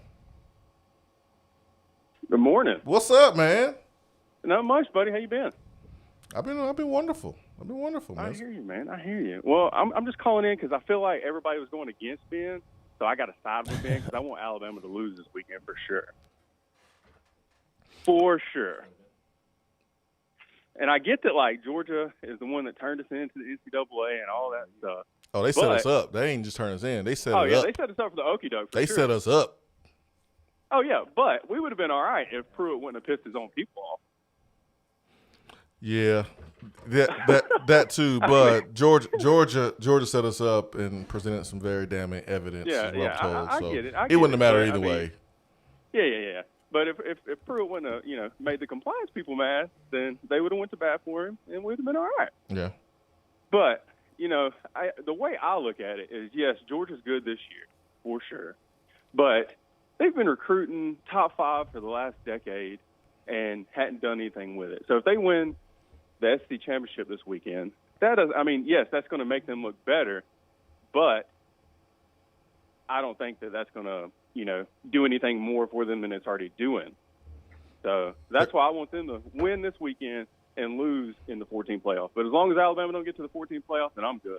Well, that's ideal, right? That's ideal. That's what we, if we could pick our scenario here, we would say we want Georgia to win the SEC championship and then lose in the college football playoff.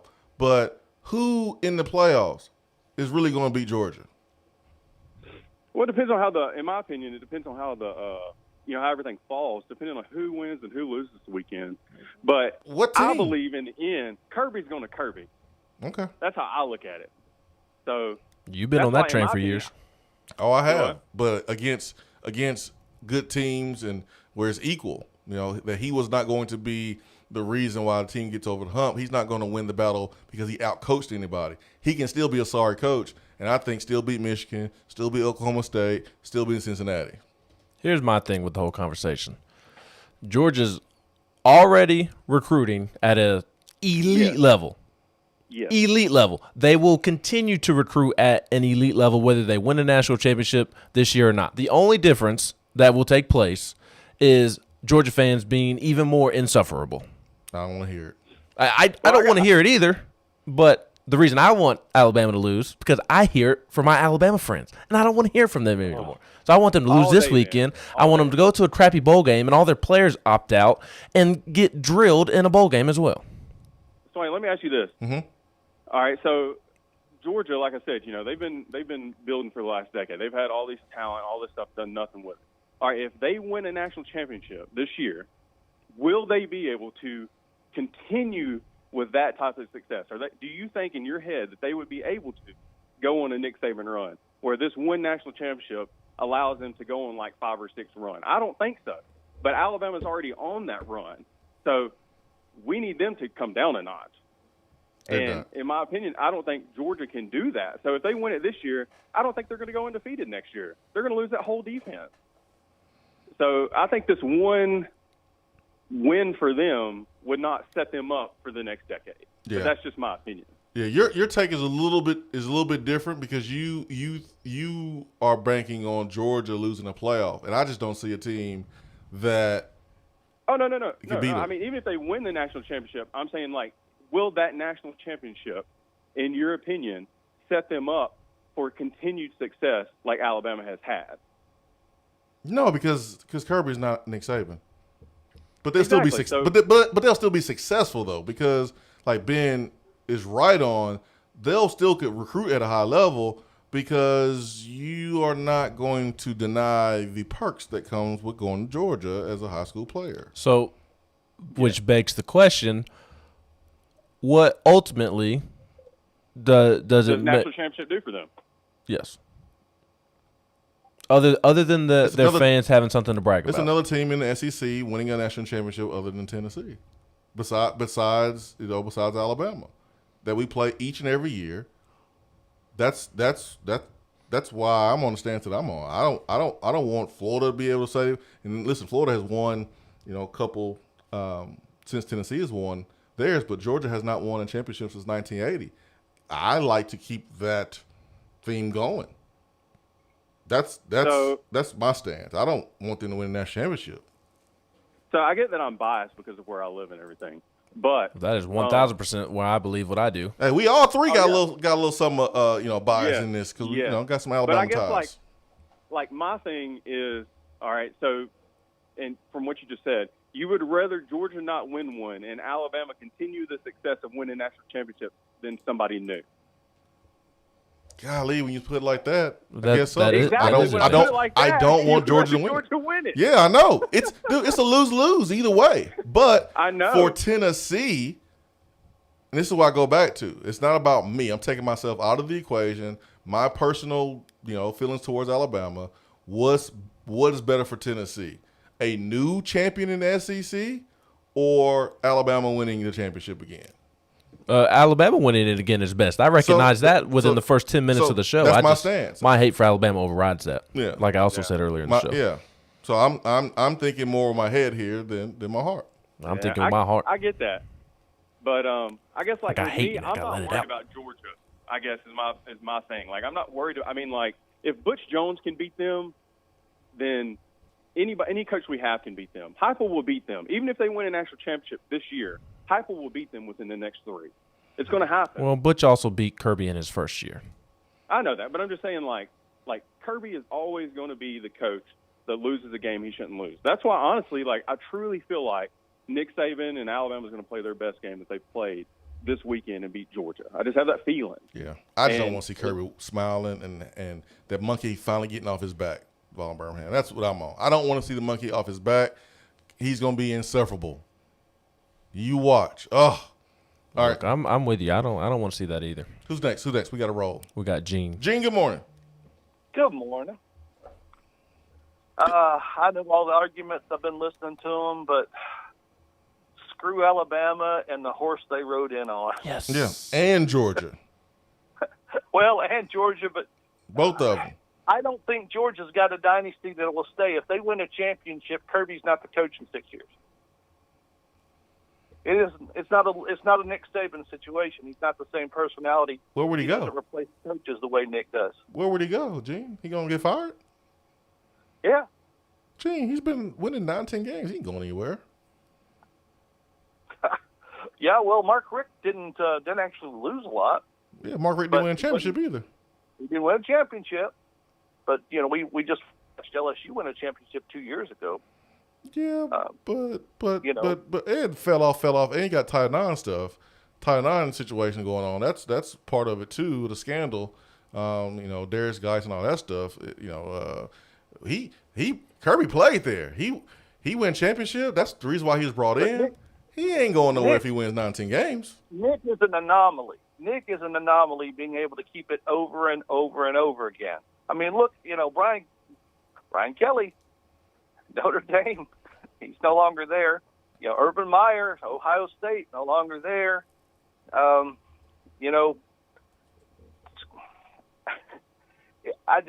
don't see sustained over and over Georgia winning championships. If they finally reach, the pinnacle, if they finally get the brass ring, I honestly think that they don't maintain that. It's harder to repeat than it is to win the one. Well, yeah, I mean, if they go undefeated and win championship, there's only one way to go, Gene. That's down. So that's that. I'm not arguing that. I don't think you're gonna sit here and just win back-to-back championships like Nick Saban. But you said that you don't see Kirby there in 6 years. I don't know where he's gonna go unless he's gonna go to the NFL or something like that, because he is winning 80% of his games. I mean, the first season he won 8, but the next season he won 13, 11, 12. Last year was all SEC. He won 80% of the games there. He's 8-2. Like, he is going to win 10 games a season. Once he's back, is he going to look at other opportunities like the NFL? And that's the only thing. When you're trying to climb the mountain, you're still shooting for that one goal that you never got. Once you get it, what then? Yeah. Nick Saban is an anomaly when it comes to that. Yeah, I agree. Like I said, I agree with you, Jane, on that one. I don't. No one's going to be able to do what Nick Saban has done. I'm not arguing that point. I was arguing the whole him not being there in 6 years. He played at Georgia. Why not? He ain't going anywhere. Will he want to leave to go anywhere after winning a championship? They'll have a statue built of him. I mentioned again, he played there. He's going to win 10 games minimum every single year at Georgia. He ain't going nowhere. It'd be stupid to go anywhere. He'll try to win a second and then win a third and win a fourth. Yeah, but he will not be able to do that like Nick Saban. Like, I don't see any back-to-back championships, for Kirby. I agree with Gene on that one. I just, he ain't going anywhere. And that final point that you just made a second ago about you not thinking Kirby would be able to repeat his success is why I'm not as terrified of Georgia finally winning a championship, because I don't think it's going to be – I don't think it makes a drastic difference in what they're already doing in terms of recruiting. Like, they're already recruiting top classes, number 2 classes. Like, it ain't about recruiting. It's about winning the big game. I don't want them to win a championship. I'm ultimately with you. Look, and this conversation has somewhat gotten twisted, because in a perfect world, Georgia beats Alabama this weekend, Alabama doesn't make the playoffs, and then Georgia goes to the playoffs and loses in the playoffs, and Michigan or somebody else wins the national championship. That'll be perfect. That's ultimately what I want to happen. But watching college football this year, no one's real confident. It is very hard to believe that happening. For sure. Or Alabama beating Georgia twice. Conference championship weekend, Tennessee tomorrow, 2 p.m. versus Colorado. Let's see if Vescovi can lead the Vols in scoring, or will someone else step up and lead Tennessee in scoring? Will it be Fulkerson? Will it be Olivier down the post? Or will it be Kenny Chandler? Maybe even Justin Powell, who was red hot on fire. If Colorado goes into a zone, maybe Justin Powell shoots the Buffaloes out of the zone, and he is the leading scorer. We'll find out tomorrow, 2 p.m. For Ben McKee, I'm Jason Swain. The Swain Event's fueled by Dead End Barbecue, Hour 3, powered by Low T Center and lowtcenter.com, reinventing men's healthcare. Have a great weekend. Peace and love. We are out.